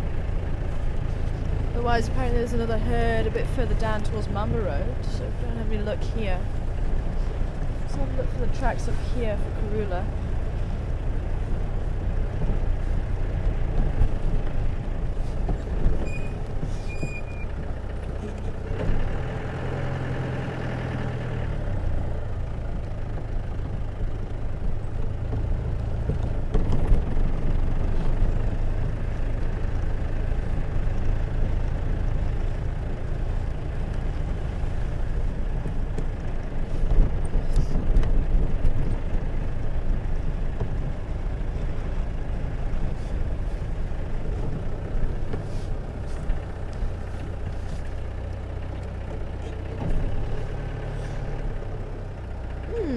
Looks like the rhino came through here too.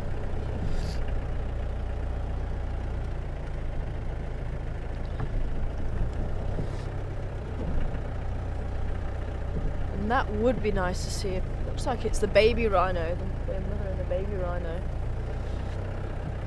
Someone's already been through here and driven over the tracks, so I think they are old.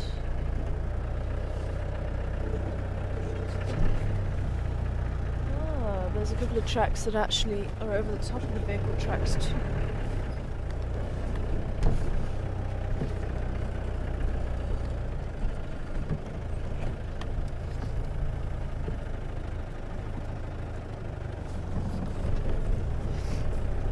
But nothing more of Karula, so I think she must be in this block here somewhere, maybe further back where we saw those tracks.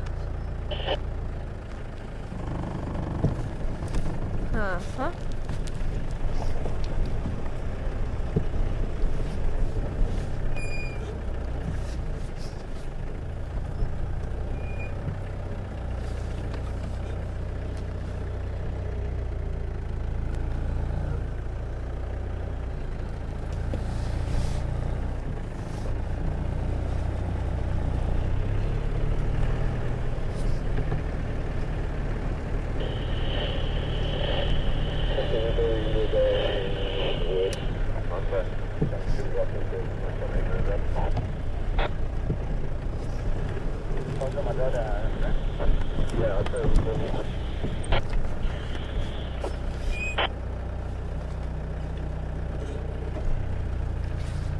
Graham, just confirm, was that Madoda Ingwe in Kosovo she had?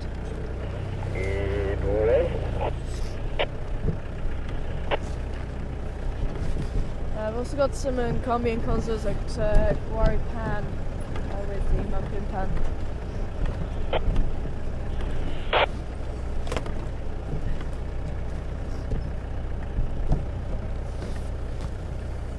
Again, lots of eddy activity here. Okay, no more of the rhino tracks, so let's go back that side. To get a clear indication of what's going on with the animals here.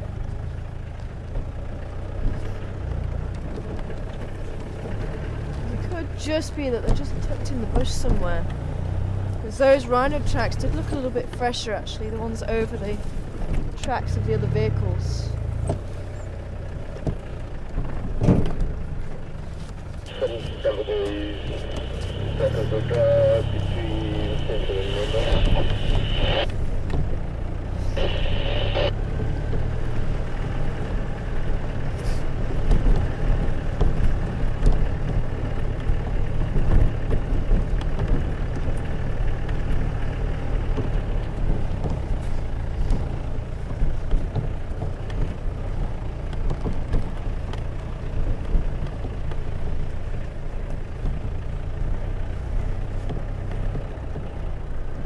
There are some more rhino tracks heading that way.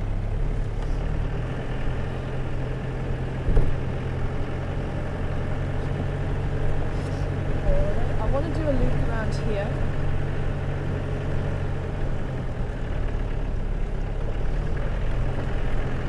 See if we can't find where those eddies went. If not, then we'll try Mamba Road. I just want to check this area. And do this loop around here just to see if that rhino's coming through here. There's a couple of tracks heading up there, but no more further on, so they may have just cut through here, which is somewhere around here. Those rhinos tend to cut through.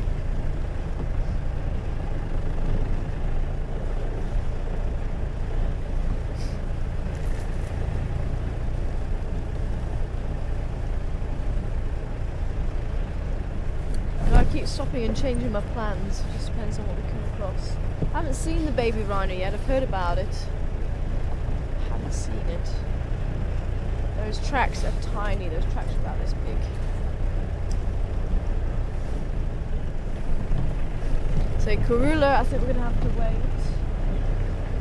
See if she pops out somewhere. But at least we now know that she's somewhere this side.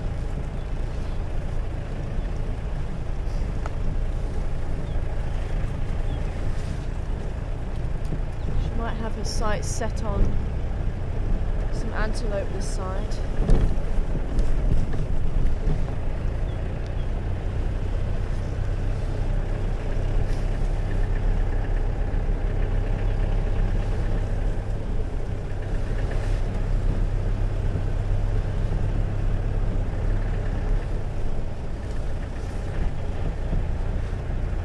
Hi Anne.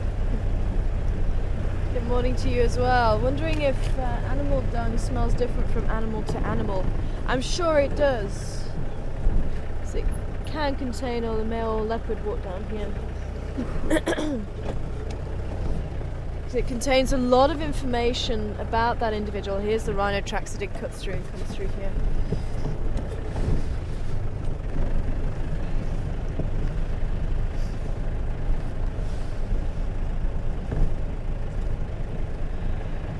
But to a human nose, it's quite difficult to distinguish between them. I'm sure if someone had a really good sense of smell, probably could distinguish between animals. But unfortunately, I can't.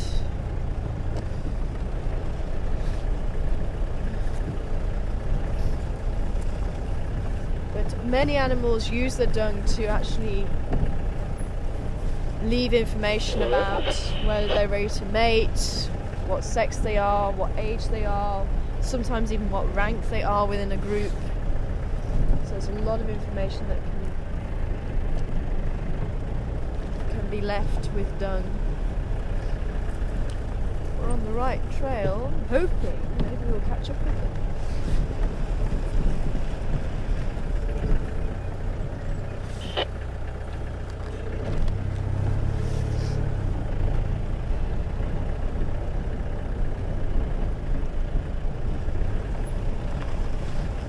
Hi Annette, hi again. Wondering what animals mate for life. You know, the eagles are one of them, or some of the eagles.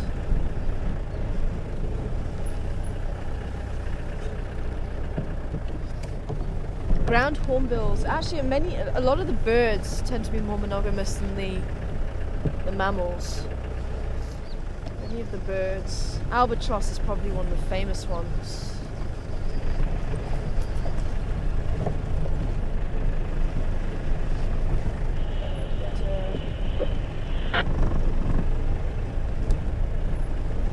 Stations and Combi and Consul swamming towards Buffelshoek Dam.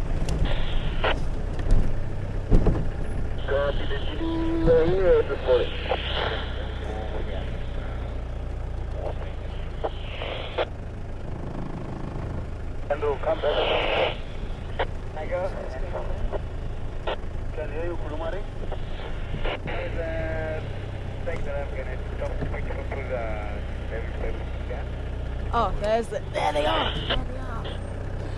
Oh, there's baby! Oh. Okay, I'm gonna just stay here.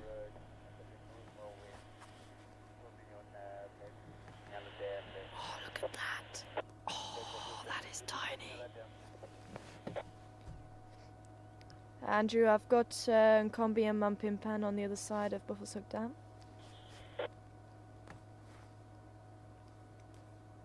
Getting mobile from Grimside. From the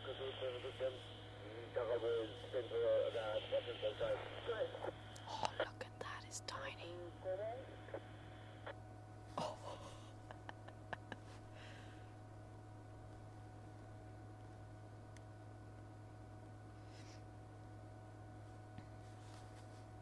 Andrew, come in. Grey and go.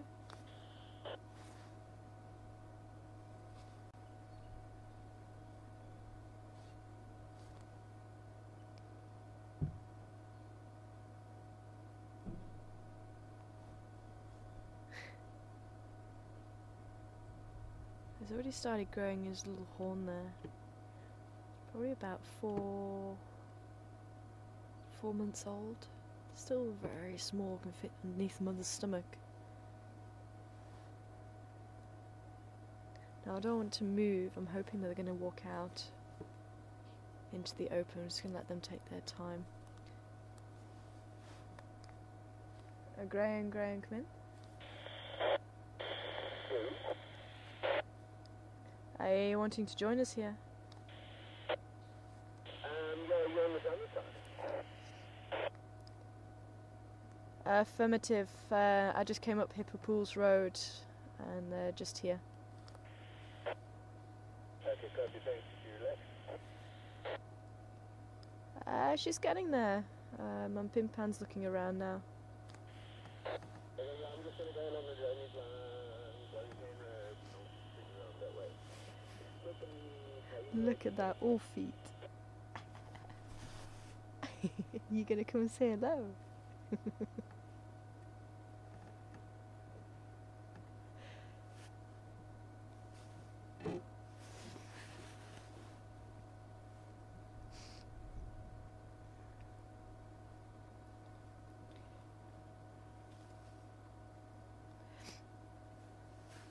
It's very important when a female's got a baby that you do give them their distance.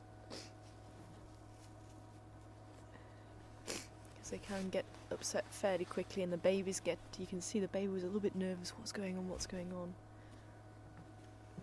But she is very relaxed. I'm just going to see if we can get another view of her. If we pull around here, she's gone off into the bush here.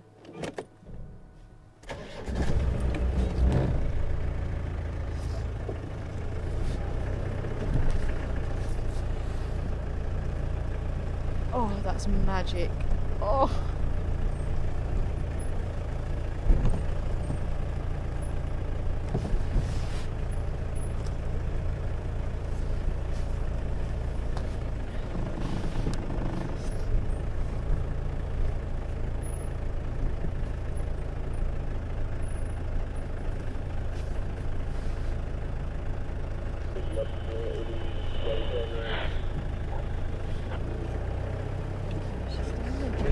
Sit on top of her.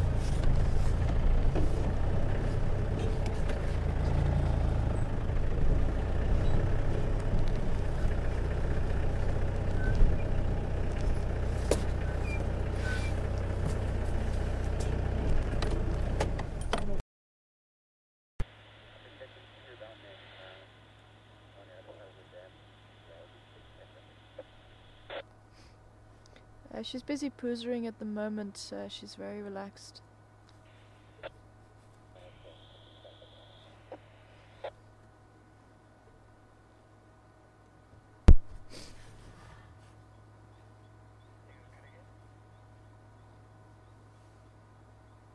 I'm not too sure if we lost you there, but welcome back.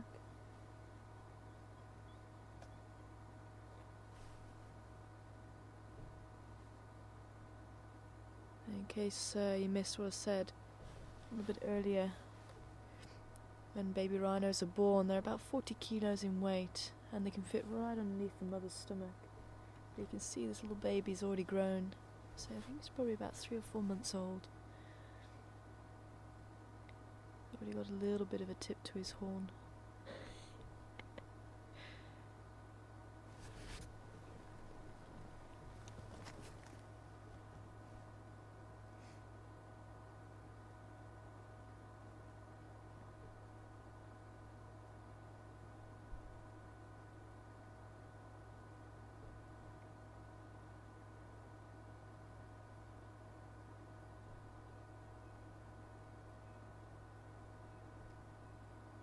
And welcome to Wild Earth, and this is certainly a magic moment. You don't often get a chance to see a baby rhino.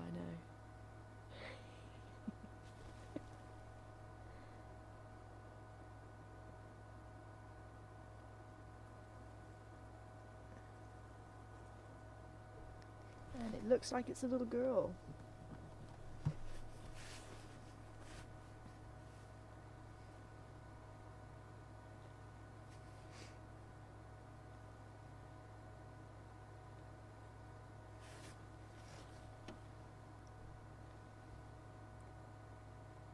And this is one of the females we do see in this area, the blunt-horned female rhino.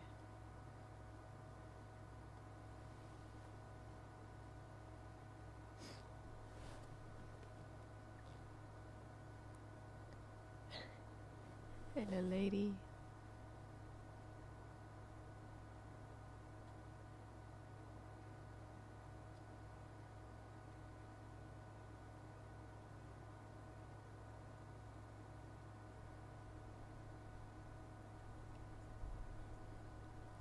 It's often said that the baby rhinos have a better eyesight than the adults, and you see the babies going up ahead of mum.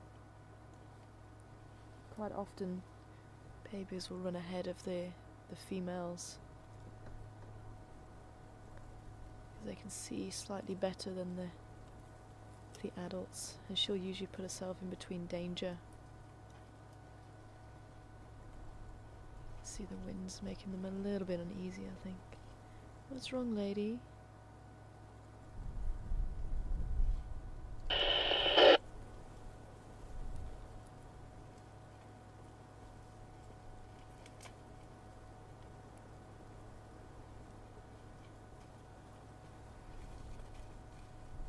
It's alright, lady.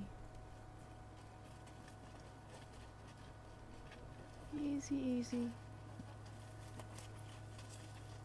Alright, lady. What's wrong?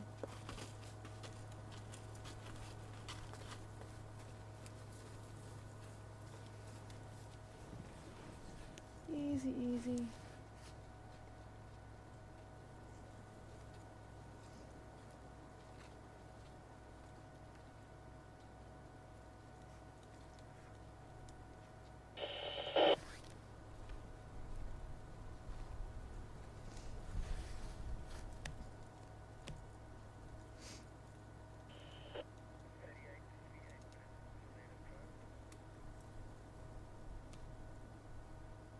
So unfortunately, when baby gets spooked, mum gets spooked quite a lot. There was something that happened in the bush, and I think the wind picked it up, and I think that spooked baby. And unfortunately, sometimes rhinos are very easily spooked. But she looks like, as she's walking around the corner, she looks like she's settled down a little bit. But I'm not going to follow her, I'm going to let her relax, and it's certainly a magical moment sharing that with them. And as a lot of you know, I really do have a huge soft spot when it comes to rhinos. But as I say, they can get very skittish. And she was a little bit nervous, I think, because the branch is making sounds. And there was, as I say, the wind really has started picking up now. It's been very, very quiet and very still while she was down there drinking and while we found them, but it is picking up. But it's so funny sometimes, as I say, you see this huge animal and they really are sort of, what's going on? It's a little bit highly strung sometimes. But otherwise very relaxed creatures. And obviously a lot more alert with having such a small baby. So you can't blame her. Awesome.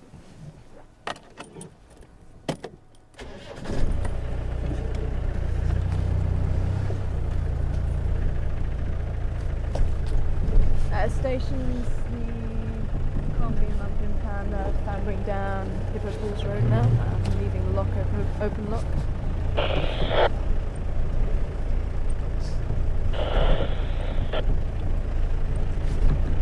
Oh, that was magic.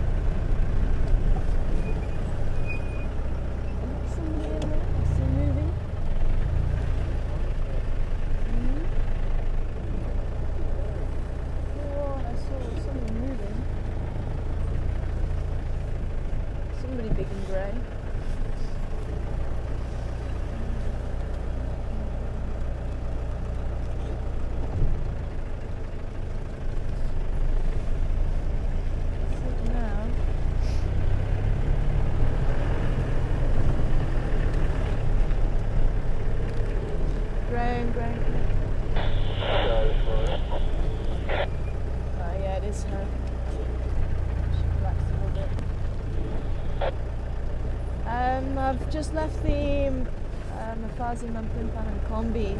She's actually cutting through the bush now between Guaripan and Hippo Falls Road.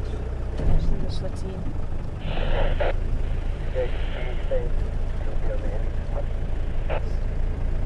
Oh, I can confirm I can come and join you.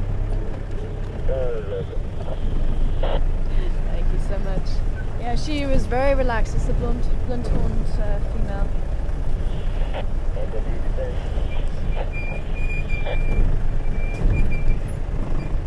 Confirm, can I see the envelope on the road? Yeah, you just come down on Baby Plain Road. Just on the northern bank of the Baby Road down there, all over the place.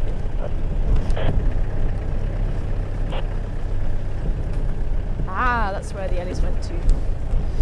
On this road. Certainly. Hello.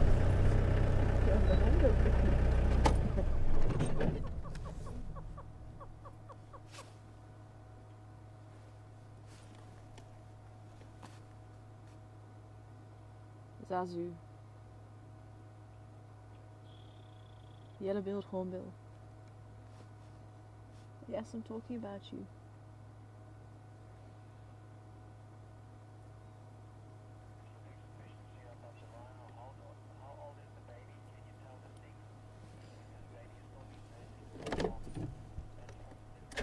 Hi, Lindsay. All the way over there in Canada.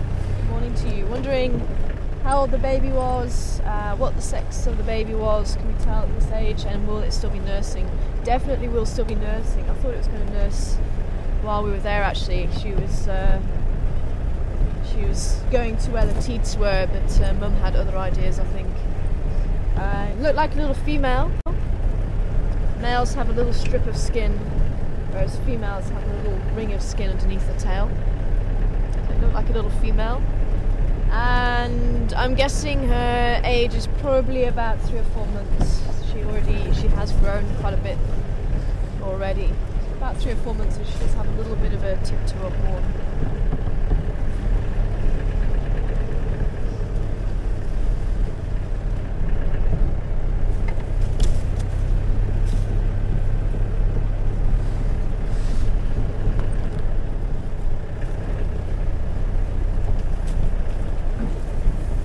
Some eddies on this side apparently.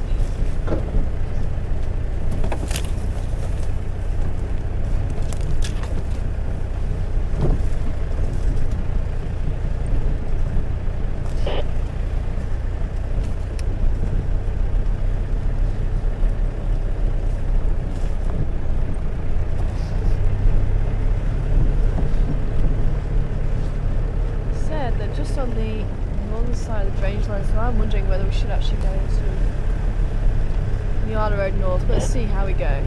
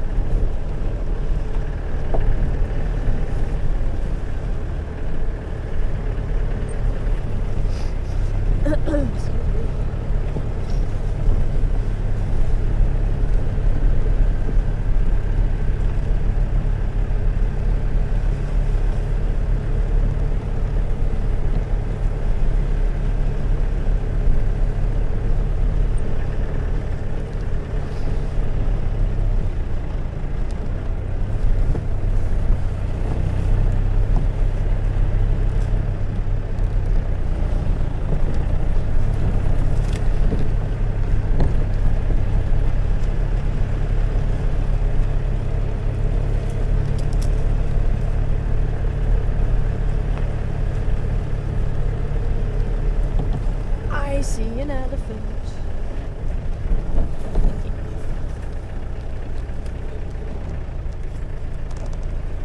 That's where you guys have been hiding. I see another one too.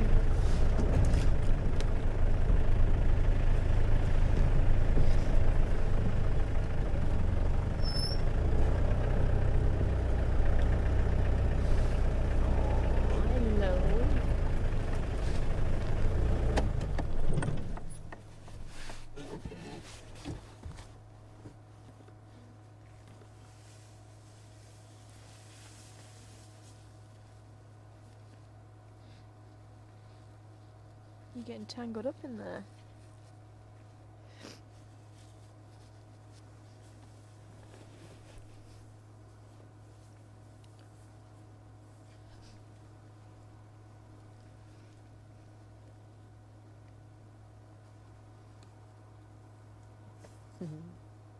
Young bull. Hello, little one.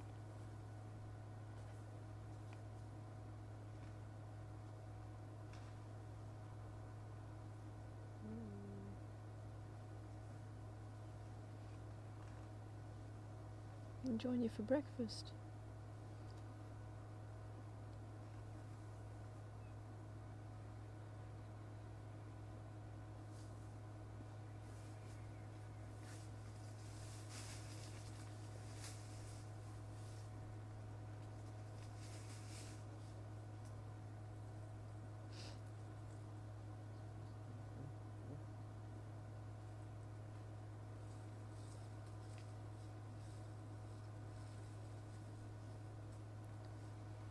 Look at this Gorlan, sorry. Now we've got an elephant just in front of us, but just on the left of your screen. There's the tree with a huge gall.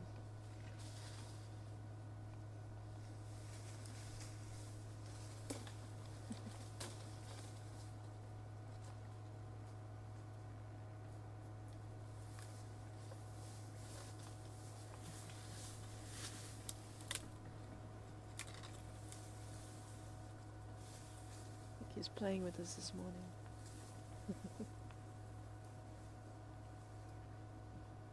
to say hello again.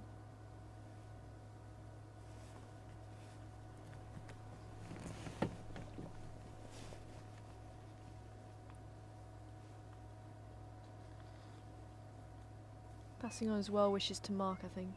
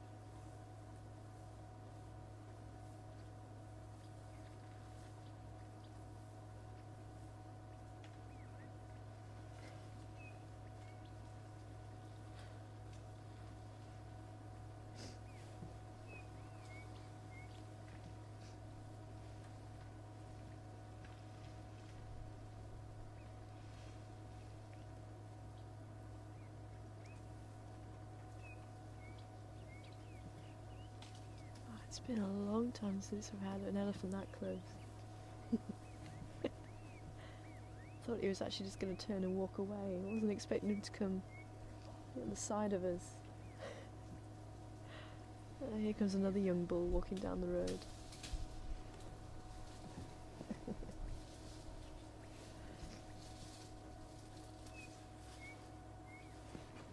Oh. Our little friend's behind us now. Easy, easy.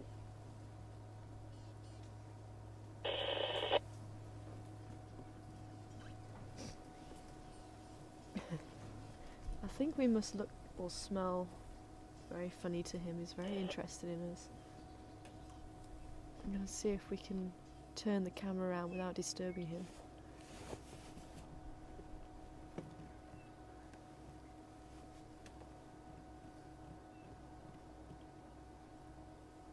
And we are slightly different to the other game driving vehicles, with the aerial sticking up at the back.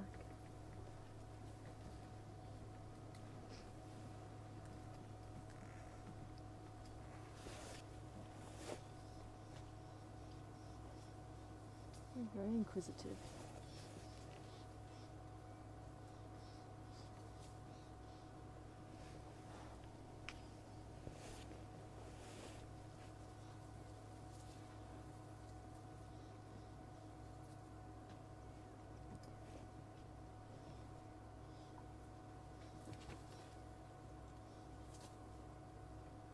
He's getting a bit confused why his intimidation isn't working. Practicing it on us. It's probably about 16, 17. He's one of the adolescent males.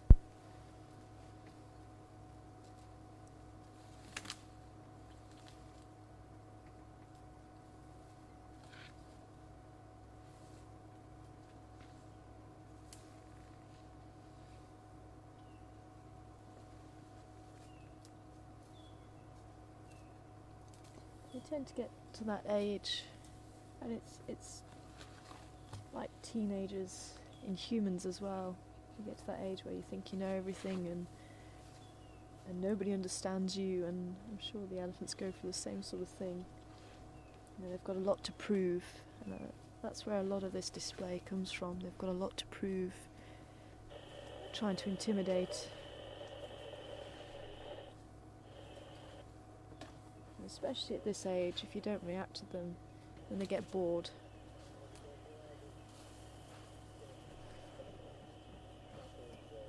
And then they actually realise it's not worth their time, and they carry on with what they're doing.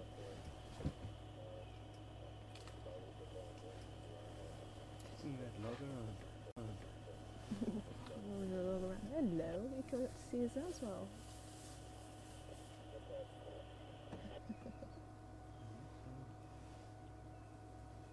Maybe it's your scarf. Maybe they like your scarf.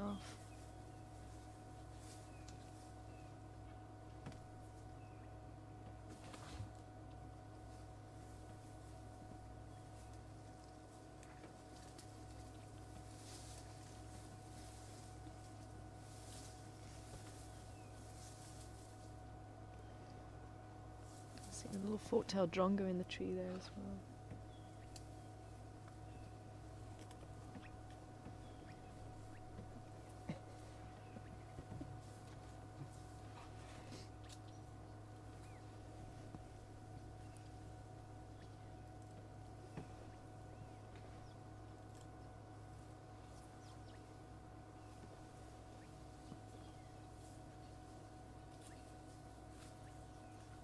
Another young bull here.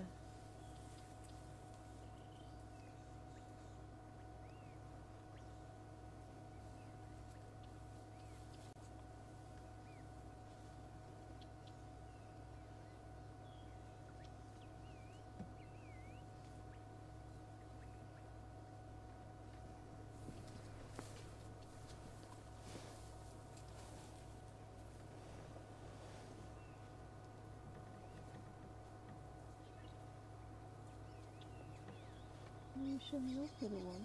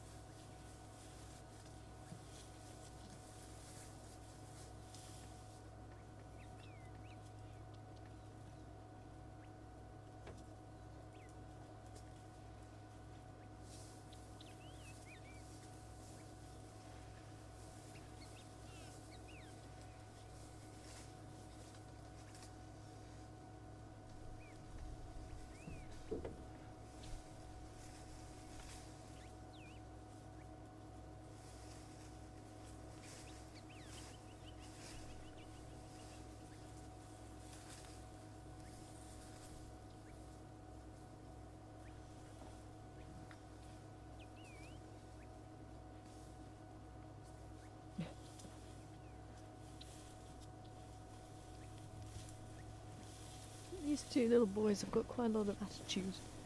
Especially this little one, look.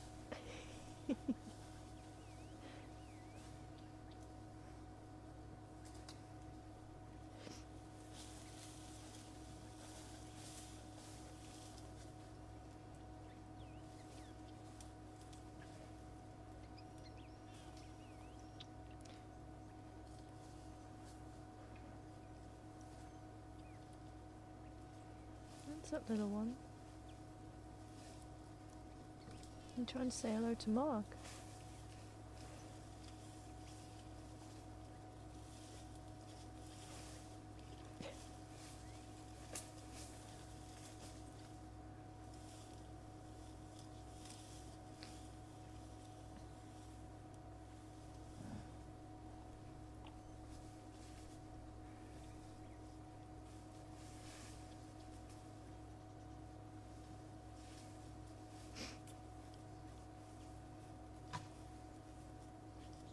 It's amazing, you do get individuals that are very bold.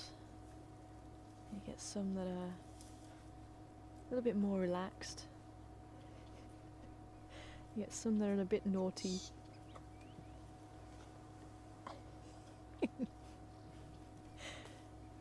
He looks like he's looking for trouble, this one.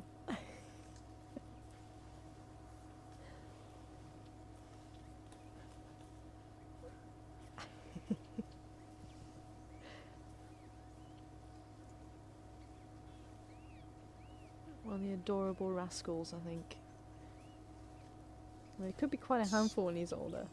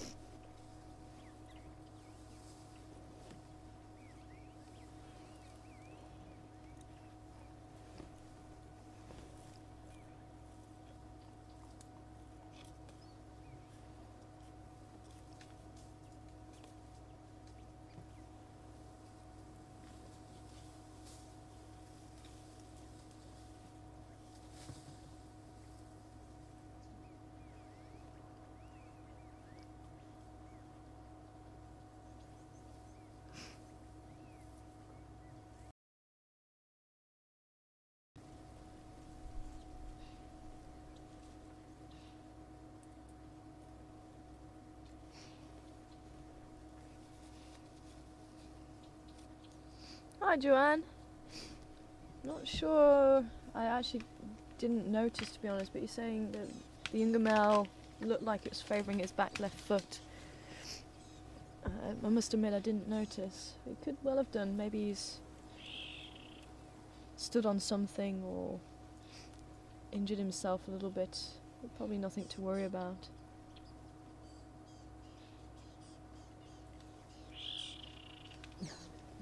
I don't know if we can see that through there. The two are still playing.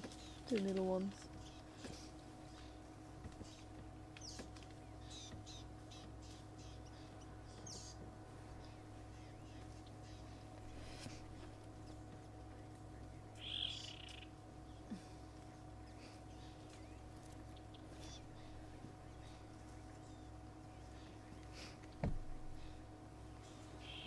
Hi, Laurie. Good morning to you. I'm wondering if there's any plants that will make the elephants sick, and how does the mum tell the offspring what to eat and what not to eat. And there are a lot of very toxic plants, plants that will make the elephants ill. And some of them they will actually eat on purpose in small quantities to help with ailments. But some of the more toxic ones they will avoid. And you get the babies actually testing what the mother's eating. So if she's eating something, you'll get the babies actually putting the trunk in the mouth, and when she goes to eat something, the baby will take a leaf from the plant. Oh, we've got a little friend back again. You've got a lot to say for yourself, hey? So I'm not seeing him favour the left leg.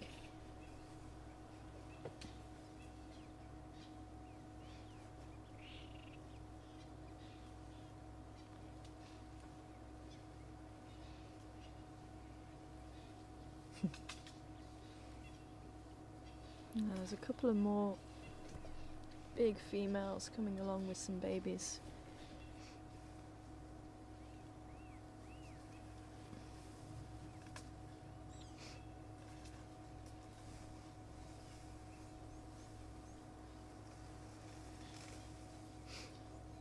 So it'll probably be the lack of not eating those particular trees that the baby picks up on. The little one.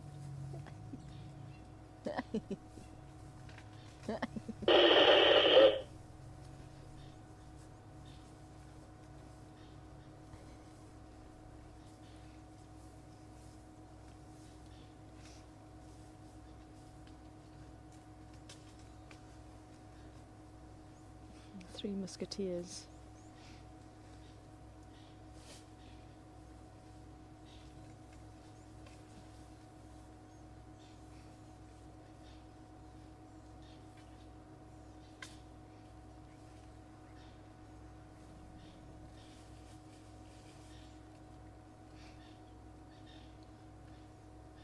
We are actually surrounded by the elephants now. You can see the big females not really paying too much attention to us, but for some reason, these four little boys are very interested. You see the one at the back actually sniffing with his trunk. I wonder if we drove through a smell or something, because I've never had this reaction before. Maybe Karula came through and peed on one of the tyres last night.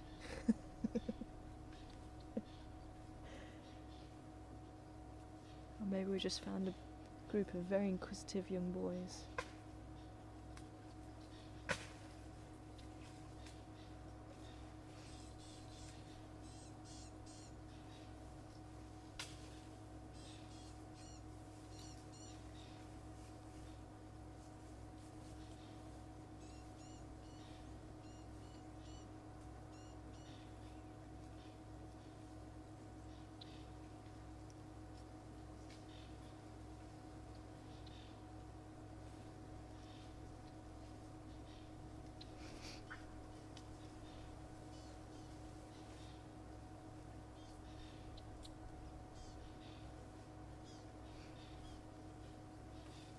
Oh, I was in the middle of answering a question earlier about monogamy. I got as far as the birds and then saw the rhino. Sorry for the delay. A jackal tends to be monogamous. And a small... The dwarf antelope tend to also be monogamous. And unfortunately we don't get one of my favourite ones, which is the klipspringer. And it's thought if their partner dies, they won't take another mate. Are you trying to hide behind the bush?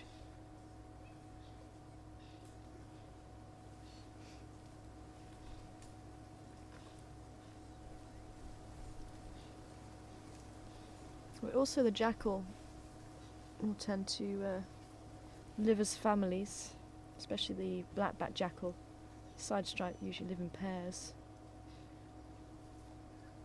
They tend to be monogamy-bound animals.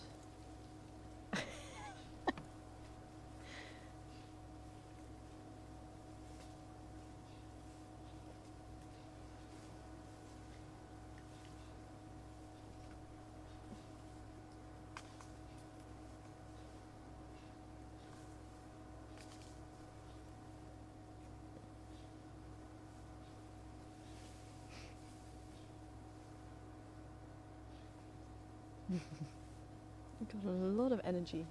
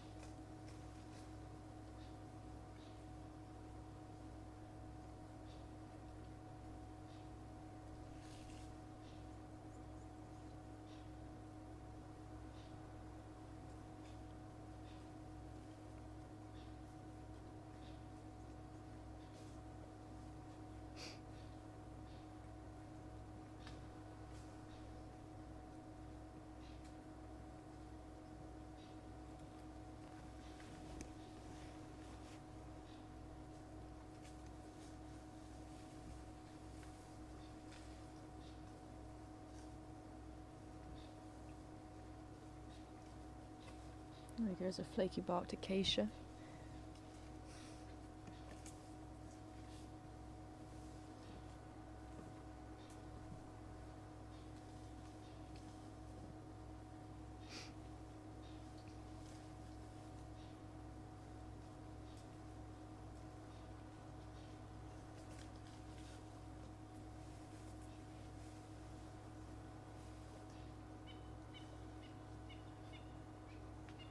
See, trying to use the molars and try and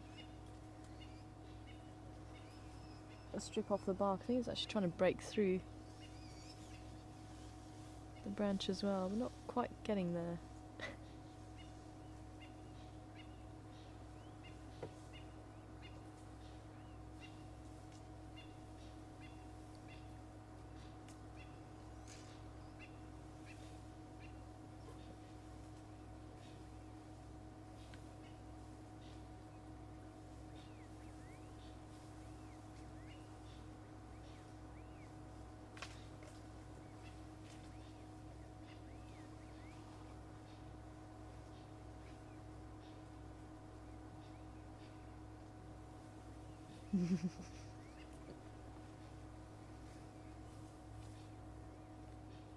These two.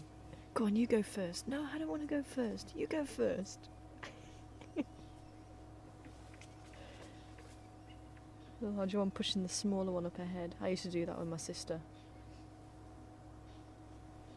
You say, go on, you go up ahead.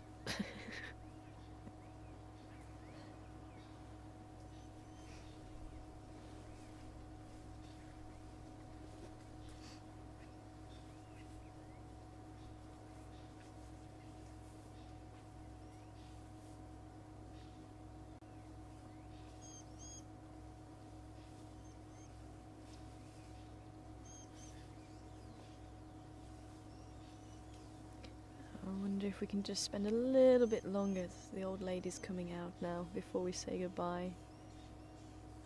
Look at those beautiful tusks on this lady.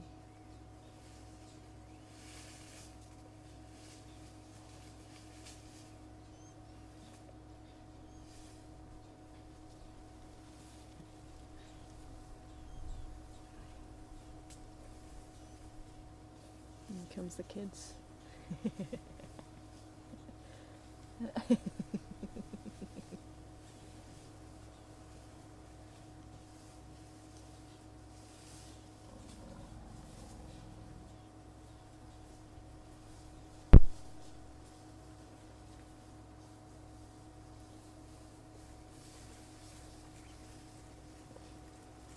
Calling you.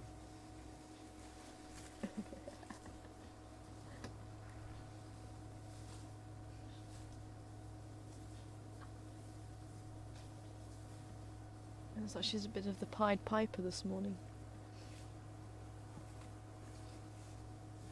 I've got the marching orders. Move on out.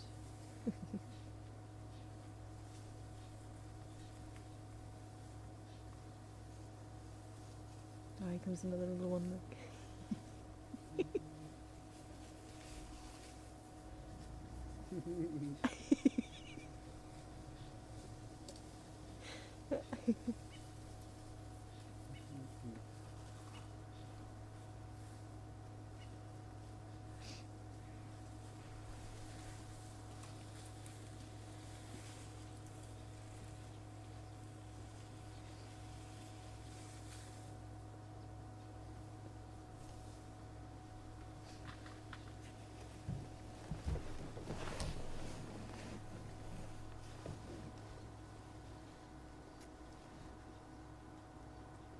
She must have known. What a perfect way to end the drive this morning. I'm so chuffed we're able to see that baby rhino and spend some quality time with the baby elephants. They definitely were full of beans this morning. Hey? That was fantastic. And I hope you've enjoyed the drive. A little bit quiet to begin with, but at least we now know that Karula did go back and collect the cubs, and she's moved over here somewhere. So certainly keep our ears to the ground about maybe her movements, and we'll have to keep a check out for any tracks around here as well. But she has collected the cubs, and she's also very well herself by the looks of it, by her tracks. So do join us for our next live safari at 3:30 Central Africa time. Mark may or may not be presenting, we'll see how he is. But from myself, Daniel, Herman and the rest of the crew here at Wild Earth, do join us again, and take care wherever you are in the world. Bye for now.